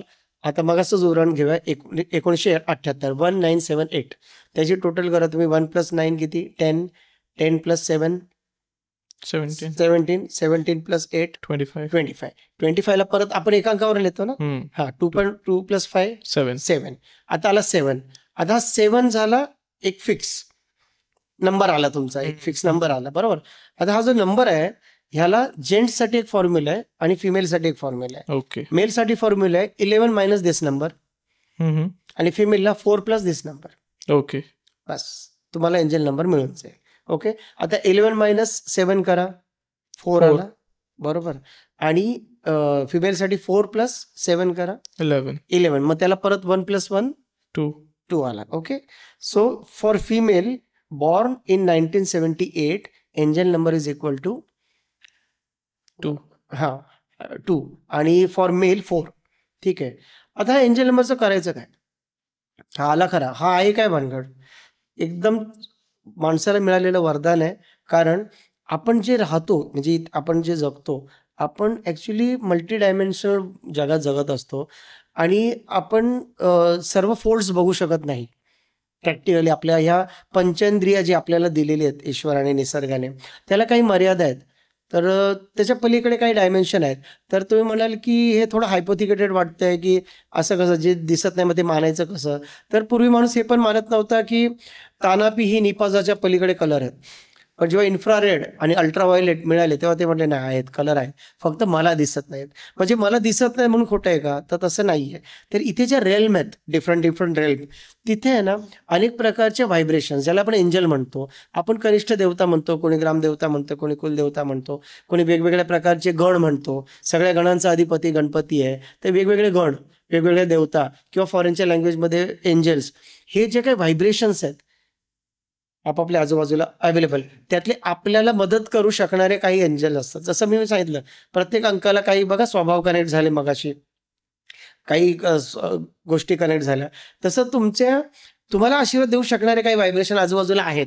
पण त्याच्याकडून डिराईव्ह करायचा असेल तो आशीर्वाद, तर तुम्हाला काय करावं लागेल, एक ग्रीन पेन घ्यायचा, आपला एंजल नंबर कुठला आहे ते फाइंड आउट करायचं एकदाच. जसं माझा 4 आहे, तो ग्रीन पेन घेऊन तो एंजल नंबर इथे लिहायचा. जिथे आपलं मनगट आहे ना, त्याच्या इथे वरती ह्या 2 याच्यामध्ये खड्डा मिळतो. ठीक आहे, इथे का लिहायचा, ग्रीन पेनने का लिहायचा आणि असाच का लिहायचा, ठीक आहे, आणि का लिहायचा, याचं मी उत्तर देतो. एंजल नंबर बेसिकली काय तुम्हाला सांगितलं की तुम्हाला एक डिवाइन ब्लेसिंग मिळण्याचा एक जरिया आहे. अदरवाईज तुम्ही जे जगताय ते जगतच आहात. पण तुम्हाला जर अजून लकचा पुश पाहिजे असेल, एक सिंपल गोष्ट तुम्ही करा की तुम्ही ग्रीन पेन घ्या. ग्रीन पेन का, ग्रीन हा बुधाचा रंग आहे, बुधा बॅलन्सचा कलर आहे आणि तुम्हाला प्रत्येक गोष्टीत बॅलन्सच तर पाहिजे. कधी कधी बघा, माणूस खूप श्रीमंत असतो आणि इकडे खूप दुःखी पण असतो. So it is not called as balance. So simple, तुम्हाला बॅलन्स हवाय लाईफमध्ये. एज्युकेशन आणि करिअरचा बॅलन्स, फॅमिली आणि करिअरचा बॅलन्स, हेल्थ आणि करिअरचा बॅलन्स, तुम्हाला एक बॅलन्स हवाय कुठेतरी. मग बॅलन्ससाठीचा नंबरच ग्रीन आहे, म्हणून ग्रीनला अनन्यसाधारण महत्व आहे. आपण ग्रीनला कधीच महत्व देतच राहणार. आता हा ग्रीन कलरच्या पेनने तो पेन सतत सोबत ठेवा आणि ती तुम्ही ह्या ठिकाणी माझा जसा 4 आहे तसं मी जसा 4 काढलाय तसा 4 हा अंक लिहिलाय मी आणि त्याला सर्कल केलाय. सर्कल कधी करतात? जेव्हा ते एनर्जीज ओढून जाऊ नये, त्या बंदिस्त राहाव्यात म्हणून सर्कल करतात. हे ग्राफोलॉजीचा नियम आहे सर्कल करणं हा. कसा? तुम्ही बघा प्रत्येक गाडीच्या लोगोला सर्कल आहे. मी जेव्हा लोगो शिकवतो किंवा मी ग्राफोलॉजी शिकवतो त्यावेळेस मी हे सायन्स सांगतो की ज्याला आपले जे टेक्नॉलॉजी सिक्रेट ठेवायची असते ते लोक सर्कल करतात लोगोला. ठीक आहे. सो इथे आपण आपली एनर्जी स्टोअर ठेवायची आपल्याला म्हणून सर्कल करायचं आहे. सो तुम्ही तुमचा एंजल नंबर लिहायचा, त्याला सर्कल करायचा. इथे का लिहायचा? तर आपल्या हातावरती जे आहे ना प्रत्येक 9 ग्रह प्लेस केलेले आहेत आणि त्या प्रत्येकाला प्लेसमेंट दिले. जसं ही बुधाची टेकडी आहे, हे बुधाचं बोट आहे. रवीची टेकडी आहे, रवीचं बोट आहे. ही शनीची टेकडी आहे, शनीचं बोट आहे. गुरुची टेकडी आहे, गुरुचं बोट आहे. शुक्राची टेकडी आहे, शुक्राचं बोट आहे. हे आहे चंद्राची टेकडी, त्याला बोट नाहीये. हे मंगळाची मैदान आहेत 2. हा ठीक आहे. आणि त्याच्यानंतर इथून खाली आल्यावर एवढासा जो एरिया मिळतो नेपच्यूनचा आहे. नेपच्यून हा कुठला प्लॅनेट आहे? हा अंतस्फूर्तीचा इंट्युशनचा कारक आहे. आता इंट्युशन कुठून येते? लिहिलंय वाचलंय त्यातून येते त्याला इंट्युशन म्हणतात का? नाही. इंट्युशन कुठून तरी येते. मग कुठून तरी तिथेच तर कनेक्ट व्हायचं म्हणून इथे काढायचा, कुठेही नाही काढायचं. कोणी म्हणतं इथे काढलं तरी चालतो, त्या दिवशी मी कुठेतरी ऐकत होतो इथे काढलं तरी चालतो. नाही, हा इथेच काढायचा असतो. आणि त्याचं कारण पामिस्ट्रीमध्ये आहे. तो कुठल्या रंगाने काढायचा याचं कारण न्यूमरॉलॉजीमध्ये आहे आणि तो असाच का काढायचं त्याचं कारण ग्राफॉलॉजीमध्ये आहे. आणि हा एंजल नंबर काढणे ही एक अजून चायनीज सायन्स आहे. हा जो फॉर्म्युला मी सांगितला तो हे अनेक सायन्सचं कॉम्बिनेशन आहे. याला कोणी मनाने बदलू नये. हे मी नाही बनवलंय. मी याचा एक अभ्यासक आहे, फॉलोअर आहे आणि मी सगळ्यांना सांगत असतो की तुम्ही पण तुमचं भलं करून घ्या. की तुम्ही जर एंजल नंबर तुमचा शोधून काढला, सिंपल आहे. इयर ऑफ बर्थची टोटल केली, ती टोटल 11 मधून मायनस केली, फॉर मेल आला. 4 मध्ये ऍड केली, फॉर फिमेल मिळाला. तो नंबर घ्या, ग्रीन पेन घ्या, इथे काढा. पुसला गेला की परत काढा. काढत राहा दिवसभर. आणि काढताना इंटेन्शन तुमचं जे पाहिजे तुम्हाला तुम्ही हे करा. लॉ ऑफ अट्रॅक्शन पण ऍड करा त्याच्यामध्ये. तो काढताना लिहा की मला आज काय पाहिजे, ह्या महिन्यात काय पाहिजे, मला सध्याच्या जॉबमधून काय पाहिजे, मला माझ्या लाईफकडून काय पाहिजे, तुम्ही बोलू शकता. सो एंजल नंबर लिहिल्याने लोकांना मिरॅकलस रिझल्ट आलेले आहेत. त्यांची तासांमध्ये कामं झालेली, पाहिजे तेवढ्या टेस्टिमोनियल आहेत माझ्याकडे. बट तुम्ही तुमच्या फाइंड आउट करा, तुम्ही तुमचे अनुभव घ्या, ते जास्त चांगलं आहे. सो हे आपल्या जन्मतारखेवरून मिळतं. म्हणून तुम्ही मागाशी जो प्रश्न विचारला की जन्मतारखेवरून आपल्याला काय मिळतं, ह्या 2 अतिशय महत्त्वाच्या गोष्टी मिळतात. पहिलं म्हणजे तुमचा मूलांक आणि भाग्यांक सिंकमध्ये आहेत का, तर ते तुम्हाला पुढे न्यायला मदत करतील ना. नसतील तर तेवढं तुमच्या गाडीचा एक टायर मध्ये हवा खूप आहे आणि दुसऱ्यामध्ये नाही आहे असं आहे. जसं आता 1 and 8 कॉम्बिनेशन बिचार एखाद्याचं आलं तर त्याचा लक फॅक्टर खूपच नियर टू 0 होऊन जातो असं आहे. 1 and 8 अक्षय खन्ना बेस्ट उदाहरण आहे. ओसामा बिन लादेन 1 8 आपली असलेली पॉवर कुठे यूज केली त्यांनी, कितीतरी ताकद होती त्या व्यक्तीकडे ना. आपण अपार्ट फ्रॉम लेट्स नॉट जज हिम, बट जर तो इतक्या लोकांना, आता मला सांगा आपण जर कोणाला हायर करायचं असेल तर पेपरमध्ये ऍड देतो ना की आम्हाला एक एडिटर पाहिजे, आम्हाला एक डिझायनर पाहिजे, आम्हाला एक पीसी विकत घ्यायचं आहे.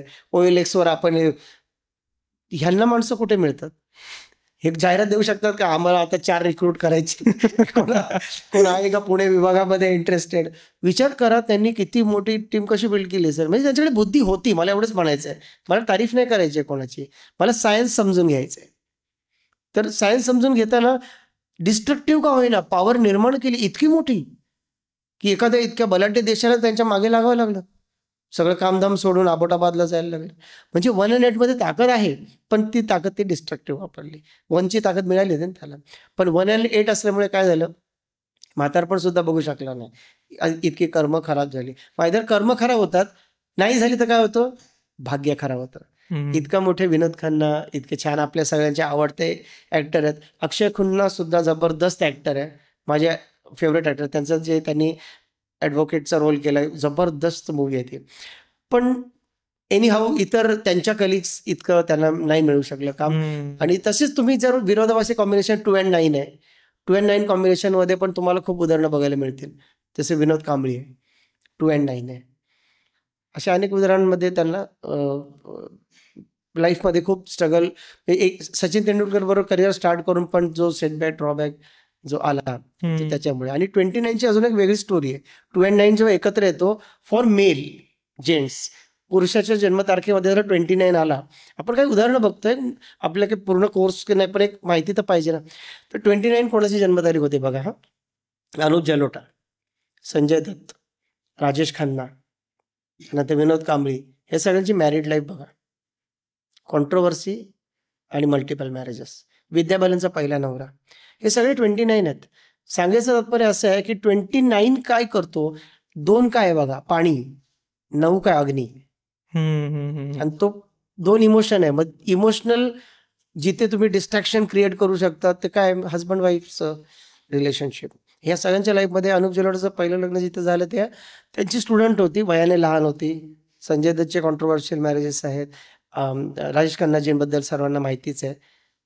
आणि विनोद कांबळींचे पण 2 ते 3 ऑफिशियल मॅरेज झालेले आहेत. म्हणायचं असं आहे मला की आपण त्यांना चूक नाही म्हणत आहोत, पण हे शास्त्रच असं आहे. पण ह्याला उपाय आहेत ना. तुम्ही जर वेळीच जर तुमचे करेक्शन्स करून घेतले, नेम करेक्शन्स करून घेतले, तुम्ही जर तुमचं नाव तुमचं सिंक करून घेतलं तुमच्या जन्मतारखेला, तर तुम्ही कितीतरी गोष्टीतून सेफली बाहेर पडू शकता. तर मग आपण पाहिलं आता की ज्यांची जन्मतारीख आहे त्यांच्याबद्दल ब्लेसिंग्स कसे येते त्यांच्या नंबरच्या थ्रू. पण ज्या लोकांची जन्मतारीखच आपल्याला माहित नाहीये किंवा त्यांना माहित नाहीये, मग त्यांनी ब्लेसिंग्स कसे आणायची लाईफमध्ये? ओके, हा एक प्रश्न बरोबर आहे की ज्यांच्याकडे जन्मतारीखच नाहीये त्यांनी ब्लेसिंग कशी घ्यायची. पण हा थोडा अपूर्ण प्रश्न आहे.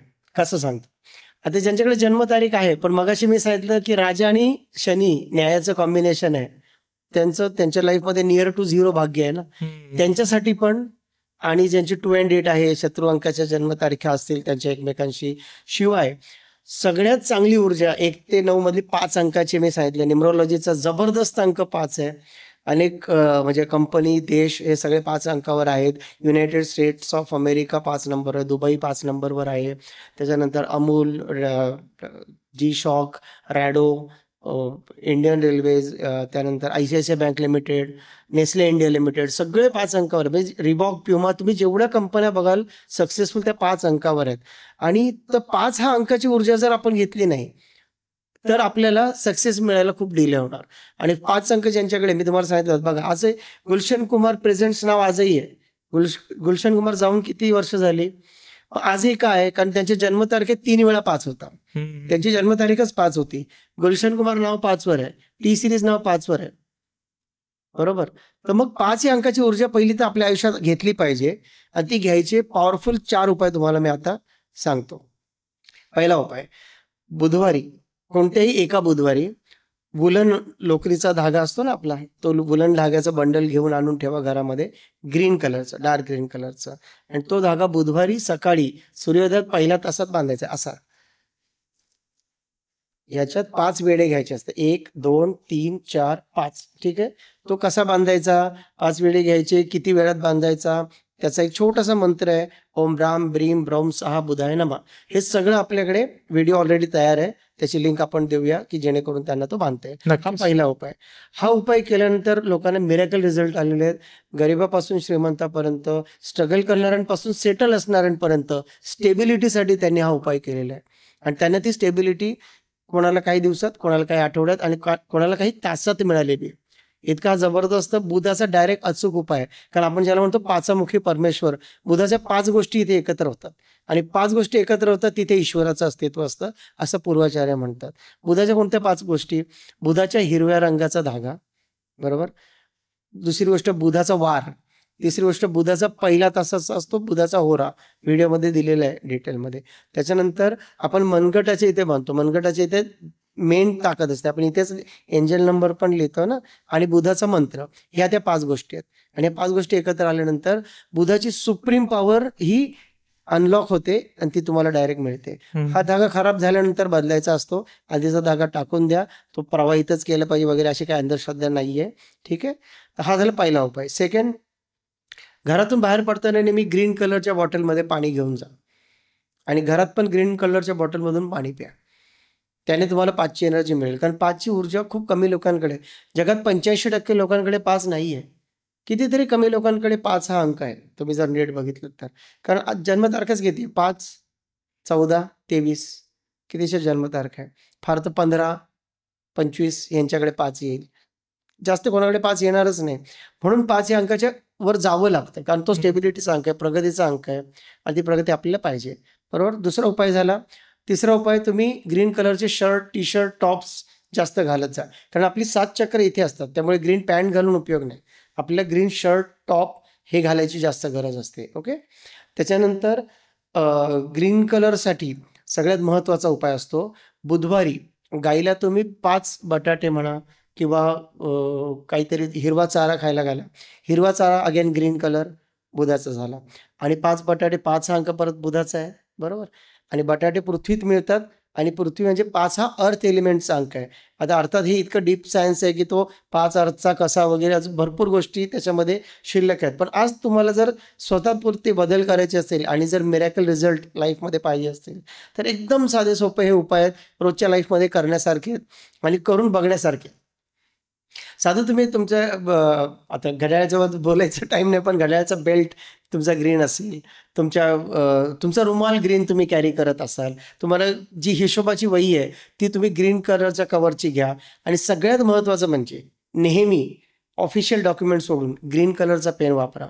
तुमचं रफ रायटिंग ग्रीनने करा. तुमची डेलीची डायरी ग्रीनने लिहा. तुमचे हिशोब जर तुम्ही ग्रीनने लिहिले, रोजचे किंवा महिन्याचे तुमचे जे तुम्ही डेबिट क्रेडिट लिहित असाल जर, तर ते तुम्ही जर ग्रीन पेनने लिहिले तरी तुम्हाला जबरदस्त रिझल्ट येतात. नाही, असे नक्कीच हां. नक्कीच या गोष्टींचा आपल्या सर्व प्रेक्षकांना फायदा होईलच. आणि याचा जो डिटेल व्हिडिओ आपण केलेला आहात त्याची लिंक मी नक्कीच डिस्क्रिप्शनमध्ये टाकेल आपल्या प्रेक्षकांना अजून त्याचा उपयोग होण्यासाठी. तर आता जसं तुम्ही बोलला की 5 नंबरचं खूप महत्त्व आहे, पण ते कंपनीच्या नावामध्ये कसं काय महत्त्व आहे? म्हणजे व्यक्तीच्या नावामध्ये असू शकते, पण कंपन्यांना त्याचं कसं बेनिफिट ओके, आहे? ओके. हां. काय आहे माहिती आहे का, न्यूमरोलॉजी एवढीच नाही आहे. ही आता एक जस्ट सुरुवात आहे न्यूमरोलॉजी. न्यूमरोलॉजी इतकी वास्ट आहे की प्रत्येक अक्षराला पण नंबर डिनोट केलेला आहे. जसं 1 नंबर म्हणजे AIJQY हे अक्षर कुठेही आलं तर त्याचा अर्थ होतो 1. प्रत्येक अक्षरावरून एक नंबर निघतो आणि त्याची टोटल केली ती मगाशीप्रमाणे टोटलप्रमाणेच आपल्याला एकांकावर न्यायची असते. ठीक आहे. ओके. तर AIJQY म्हणजे 1, BK आणि R कुठे आला तर 2, CGLS हा कुठे आला तर 3, DMT कुठे आला तर तो 4, EHNX कुठे आला तर तो 6. ठीक आहे. त्यानंतर OZ कुठे आला तर तो 7, 6 काय UVW, 7 OZ, 8 PF. तर असे हे 1 ते 8 अंक यांना शॅलिडियन न्यूमरोलॉजीमध्ये डिनोट केलेले आहेत. आता हे जिथे जसं आपलं नाव आहे, समजा नाव आहे आपलं राज, RAJ. तर R म्हणजे काय मगाशी सांगितलं 2, A म्हणजे 1, J म्हणजे 1, 2 + 1 + 1 4, राज म्हणजे 4. असं नावाचा नंबर निघतो.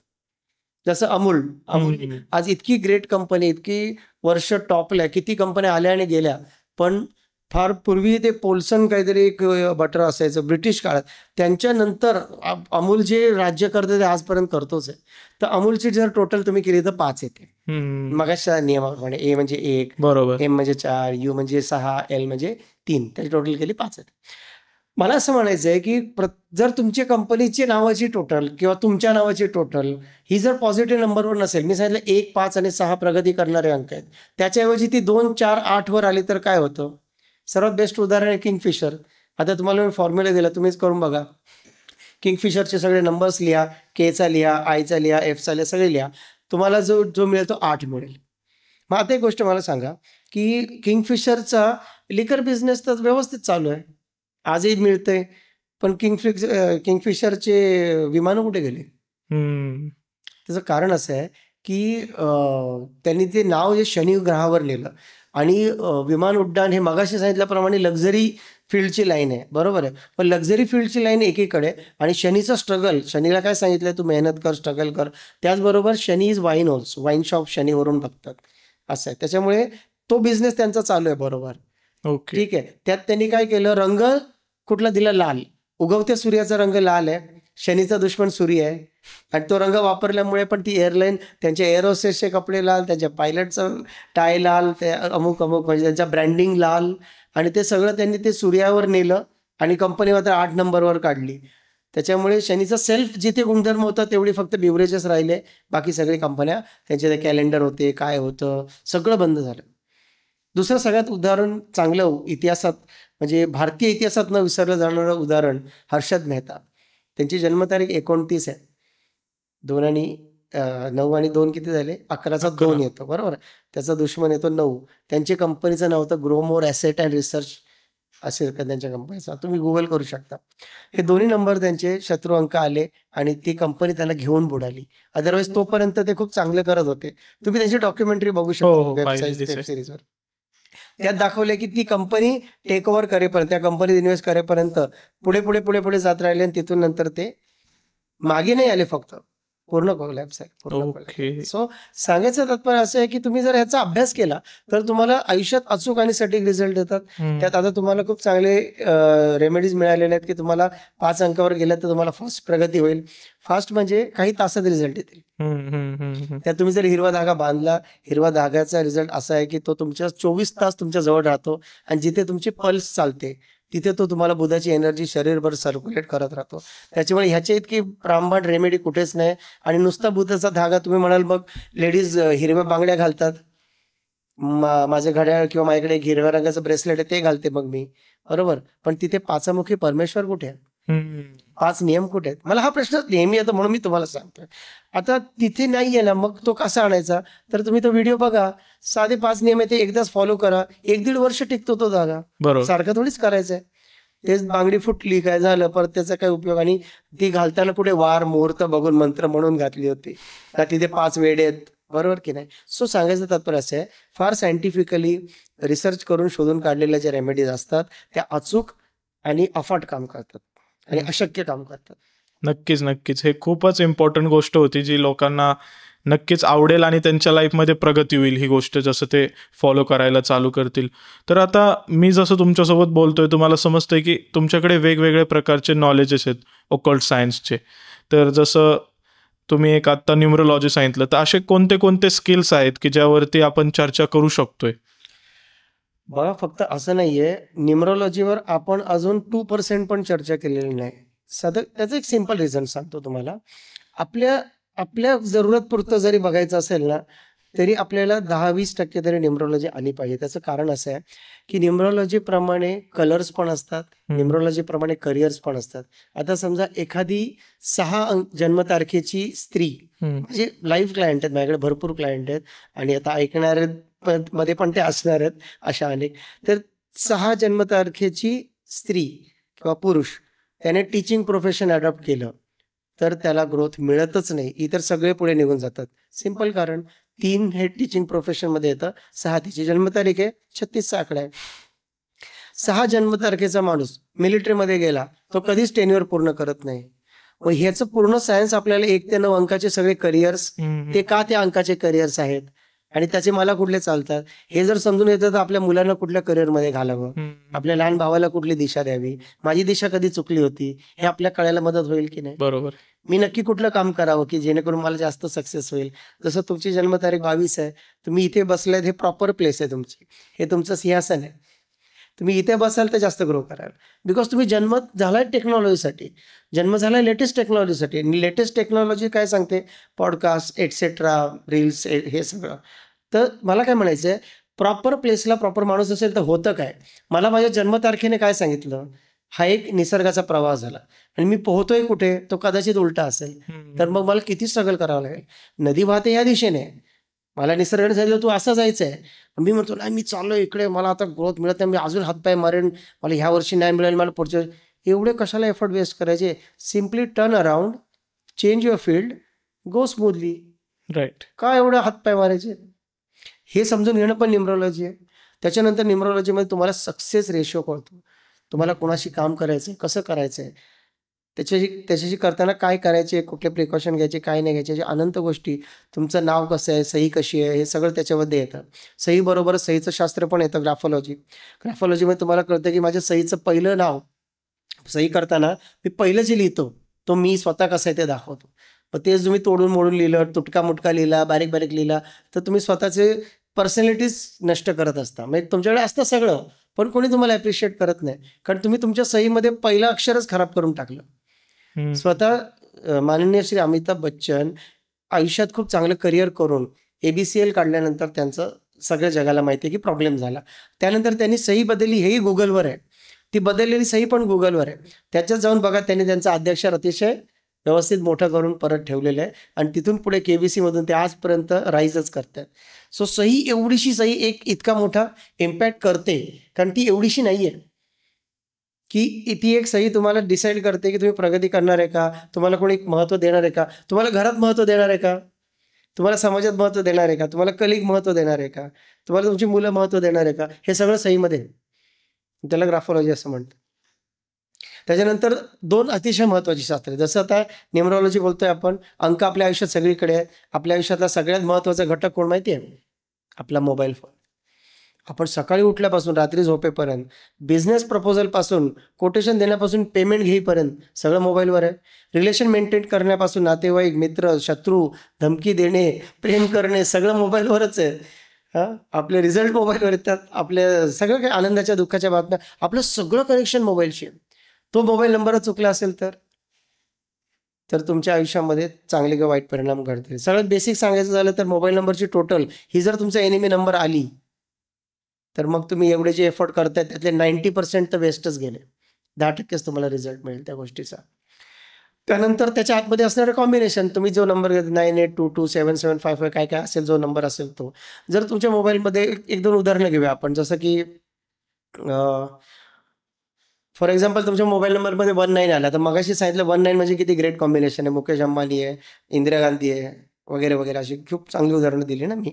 मग 19 आला, याचा अर्थ काय की तुम्हाला लोक लीडर म्हणून बघतील, तुमच्याकडे एक आशावाद पद्धतीने बघतील. पण ते जर तुमच्या मोबाईलमध्ये 27 आला तर 27 आला तर काय होईल माहिती आहे? तुम्हाला जॉईंट पेन होईल. जॉईंट पेन होऊ शकतो. तुम्ही म्हणाल मोबाईल नंबरने जॉईंट पेन कसा होतो? तुम्ही बघा, काही लोकांचं असं आहे की त्यांनी मोबाईल नंबर चेंज केल्यानंतर त्यांचं लाईफ चेंज झालं, प्लस किंवा मायनसमध्ये. पण 27 का जॉईंट पेन देतो? तर 2 हे अर्थ एलिमेंट आहे. जसं 5 अर्थ एलिमेंट आहे, 2, 5, 8 अर्थ एलिमेंट आहे. आणि 7 काय माहिती आहे का? 7 ब्रेक आहे. मगाशी काय सांगितलं? सलोन हे उदाहरण दिलं मी, ब्रेक करतं. मग हाडं ब्रेक होतात कुठे? इथे होतात ना, इथे होतात ना, बेंड किंवा ब्रेक. बरोबर, 7 असा होतो ना बेंड, बरोबर. ते जॉईंट पेन होतं त्यांना. ओके. कारण 7 2चं जमत नाही. असे 28 आला, 8 म्हणजे काय? शनी. 2 म्हणजे मन, मगाशी आपण बघितलं चंद्र, मन. 8 म्हणजे शनी आला तुमच्या मोबाईलमध्ये. 28 आला किंवा 82 आला, काय करणार तो? डिप्रेसिंग नेचर देणार. प्रत्येक गोष्टीत पटकन आधी निगेटिव्हली विचार करणार तुम्ही, कारण 28 आला ना कॉम्बिनेशन. तुम्ही म्हणाल मी एवढा पूर्वी एकदम फायरिंग ॲटिट्यूड होता, ऑप्टिमिस्टिक होतो, आता मला काय झालं काय माहिती, काही दिवसात गिवअप करतो, कंटाळ येतो, उद्या करेन काम, असं होतं. 28 हे किती घातक आहे. तुमच्याकडे टॅलेंट असून तुम्ही मोबाईल नंबरने मागे राहू शकता. ह्याच्याबद्दल आपण बराच वेळ बोलू शकतो. त्यातले चांगले कॉम्बिनेशन तुम्हाला सांगू शकतो. आजकाल फ्री आहे, जा तुम्ही घेऊन या चांगल्या कॉम्बिनेशनचा मोबाईल. अशा अनेक गोष्टी बोलू शकतो आपण. घड्याळ, तुम्ही जे घड्याळ घालता हातामध्ये, घड्याळ अर्थात दिसत नाही मला, घड्याळ घातलं पाहिजे. घड्याळ हे काय आहे? घड्याळ इतकं महत्त्वाचं काहीच नाही आहे. आपल्या पूर्ण अंगावर एकच गोष्ट अशी आहे जिच्यात टिकटिक आहे, जिच्यात चलनवलन आहे, ज्याच्यात मुवमेंट आहे. आपल्या शरीरात रक्त आहे, सतत मुवमेंट आहे. आपल्या शरीरात सतत चयापचय क्रिया चालू आहे, सेन्सरी सिस्टम चालू आहे, एक्सक्रिटरी सिस्टम चालू आहे, नर्वस सिस्टम चालू आहे, कितीतरी सिस्टम्स चालू आहेत. पण शरीराच्या बाहेर सगळ्या डेड आहेत गोष्टी, सायलेंट आहेत. ही एकच टिकटिक आहे, हा काल आहे. हा ठरवतो काय? ह्याचा टाईम खराब चालू आहे, ह्याचा जरा छान टाईम चालू आहे बरं का, असं म्हणतो ना आपण. मग ते कोण ठरवतं? ते घड्याळ ठरवतं. कसं ठरवतं? त्याचं भरपूर वास्ट सायन्स आहे. ते आपल्याला समजून घेता येईल की त्याचं डायल कशी असावी, कलर कसा असावा, तुमच्या करिअरप्रमाणे कलर. कुठलंही आयडियल घड्याळ नसतं. कोणतंही घड्याळ 100% येस आहे की हे घड्याळ आहे, हे घ्या, सगळ्यांनी वापरा, कल्याण होईल, असं कुठला फॉर्म्युला नाही. तुमचं करिअर वेगळं, माझं करिअर वेगळं, तुमचा अप्रोच वेगळा, माझा वेगळा, माझे गोल वेगळे, तुमचे गोल वेगळे. काहींचे फार मोठे गोल आहेत, काहींचे मोठे गोल आहेत, काहींचे छोटेसे गोल आहेत. त्यानं तेवढ्यात ते समाधानी आहेत. बरोबर, त्याप्रमाणे घड्याळ. घड्याळच नव्हे, शरीरावर धारण करणारी प्रत्येक गोष्ट आहे. तुम्ही बघा, जे लोक आपण ज्यांना म्हणतो ना, म्हणजे एंटरटेनमेंट क्षेत्रामध्ये एकदम गॉडी आहेत, त्यांचं ना प्रत्येक गोष्ट मोठी आहे. करण जोहरच्या चष्म्याच्या फ्रेम बघा, रणवीर सिंगच्या चष्म्याच्या फ्रेम, घड्याळ, त्यांचं वापरणं बघा. ह्याच्या गोष्टी ज्या आपण धारण करतो ना, त्या किती मोठ्या किती लहान आहेत, यावरून मी काय डिमांड करतोय निसर्गाकडे हे ठरवतं. ते पूर्ण होणार की नाही ते आपण समजून घेऊया तेव्हा. जर म्हणजे कधी वेळ मिळाला तर आपण नक्की बोलूया या सगळ्या विषयांवरती. अशी अनेक शास्त्रे आहेत छोटी मोठी जी आपण माहिती घेऊ शकतो. ह्याच नंबरचा आपण वास्तूत उपयोग करू शकतो. हेच तुमचे जे अंक आता कळले आपल्याला, त्याचप्रमाणे मी घरात कसा राहू, कसा अभ्यासाला बसू, कसं काम करू ते पण समजून घेऊ शकता तुम्ही. नाही, नक्कीच. आता जसं आपण बोलत आहे तर त्यावेळेस मला समजतंय की भरपूर वेगवेगळे शास्त्र आहेत, पण सगळे एकमेकांसोबत इंटरलिंक्ड आहेत. आहेत. तर एका एपिसोडमध्ये आपण सगळं देणं खूप पॉसिबल नाही, कारण का आपल्याला सगळ्यांना ते डिटेलमध्ये समजावं लागणार आहे. तर नक्कीच आपण वेगवेगळे एपिसोड्समध्ये प्रत्येक शास्त्र कव्हर करूयात. जसं आपले जे प्रेक्षक आहेत ते आपल्याला सांगतीलच त्यांना कोणते कोणते शास्त्र ऐकायला आवडतील. आता एवढे शास्त्र तुम्ही नक्कीच, सांगितलेले नक्कीच. आहेतच त्यांना, तर ते सोडून जरी कोणतं ऐकायला आवडलं तर आपलं तसं रिक्वेस्टनुसार आपण करूयाच पॉडकास्ट. तर आता शेवटचा मला एक प्रश्न जो आहे तो असा आहे की एखाद्या व्यक्तीचं पर्सनल इयर कसं ठरतं आणि हो. प्रत्येक नंबर वाईज पर्सनल इयर आपण कसं सांगणार की पुढचं वर्ष कुणाला चांगलं आहे? बघा, पर्सनल इयर अत्यंत सोपं आहे. तुम्हाला मी 30 सेकंदात सांगतो पर्सनल इयर कसं काढायचं. माझी जन्मतारीख आहे 20 जानेवारी 1978. त्यातले 1978 काढा, तिथे करंट इयर टाका. 30 सेकंद लागले? नाही लागले. समजवायला 20 जानेवारी 2024 हे माझं पर्सनल इयर आहे. त्याची टोटल केली तुम्ही तर येते 2 हे माझ्यासाठी तेवढं चांगलं वर्ष नाहीये, कोणासाठीच नसतं. कारण 2 हे वर्षाने मध्ये माणसाने हळूहळू डिसिजन घ्यावे. कारण 2 या वर्षामध्ये फसवणूक होण्याची पण शक्यता असते. कारण 2 चंद्राचं वर्ष आहे. 2, 4, 8 स्ट्रगल नंबर कधी विसरायचं नाही. Formula will remain same. माझा शत्रू अंक 2 असेल तरी तसंच, किंवा 2, 4, 8 एखाद्याचं आलं पर्सनल इयर तरी सेम. तेच 1, 5, 6 पर्सनल इयर चांगले आहेत ना. पण 1, 5, 6 पर्सनल इयर जरी चांगले असले तरी 1 आणि 6 सगळ्यांना चांगले नाहीये. 8 वाल्याला 1 कुठे चांगलं आहे, 3 वाल्याला 6 चांगलं नाहीये, 9 वाल्याला 6 चांगलं नाहीये. याचं एक आयडियल उदाहरण म्हणजे आता सांगायचं झालं तर उद्धव ठाकरे साहेबांची जन्मतारीख 27 आहे आणि त्यांचं आता पर्सनल इयर जे चालू आहे ते 6 आहे. तर सांगायचं तात्पर्य असं आहे की आपल्याला आपल्या पर्सनल इयर प्रमाणे डिसिजन घ्यावे लागतात आणि जर तसे नाही घेतले तर आपल्याला त्रास होतो. कसे घ्यायचे तर मगाशी त्याचं मी उदाहरण दिलेलं आहे, जे मी सांगितले होतं ना एनिमी नंबर्स. ते एनिमी नंबर्स बघा, तुमच्या जन्मतारखेची तारीख घ्या, महिना घ्या, चालू वर्ष घ्या, टोटल करा, त्याची पूर्णची टोटल करा आणि ती जी टोटल नंबर आहे ते तुमचा शत्रू अंक असेल तर केअरफुल राहा आणि हे बुधाचे सगळे उपाय करा सांगितलेले. मग तुम्हाला काळजी करायची गरज नाही. नाही, नक्कीच या गोष्टींचा आपल्या प्रेक्षकांना फायदा होईल. येस. आणि आपण असंच वेळोवेळी सारखं भेटत राहू. जसं अजून एक आत्ता आपण न्यूमरोलॉजीचं तुम्ही जसं बोलला की 2% फक्त चर्चा झालेली आहे आपली, त्याच्यामध्ये आपण पूर्ण डेप्थमध्ये अजून गेलेलं नाहीये. तर हळूहळू आपण जसं अजून भेटूया, अजून चर्चा करूया आपल्या खट्ट्यावरती, तसं अजून जास्तीत जास्त नॉलेज आपण आपल्या प्रेक्षकांपर्यंत पोहोचूयाच. तर प्रेक्षकांना पण मला हीच विनंती करायची आहे की त्यांनी स्वतःहून सांगावं की कोणत्या शास्त्राबद्दल, कोणत्या सायन्सबद्दल त्यांना जास्त आवडेल ऐकायला. मग आपण त्याच्या बेसिसवरती तसे टॉपिक्स डिसाईड करू शकतोय. तर मग सर, तुम्ही आम्हाला येऊन इतका आपला अमूल्य वेळ दिला. तुमचं शेड्यूल ऑलरेडी खूप बिझी असतं, त्यातून तुम्ही वेळ दिला त्याबद्दल पूर्ण टीमकडून, गप्पा कट्टाकडून तुमचे आभार. असंच वेळोवेळी आम्हाला तुम्ही भेट द्या आणि आपण वेगवेगळ्या टॉपिक्सबद्दल चर्चा करूया आणि लोकांना मदत करूया यातून. चालेल. खूप खूप धन्यवाद मला इथे बोलवल्याबद्दल आणि धन्यवाद. थँक्यू.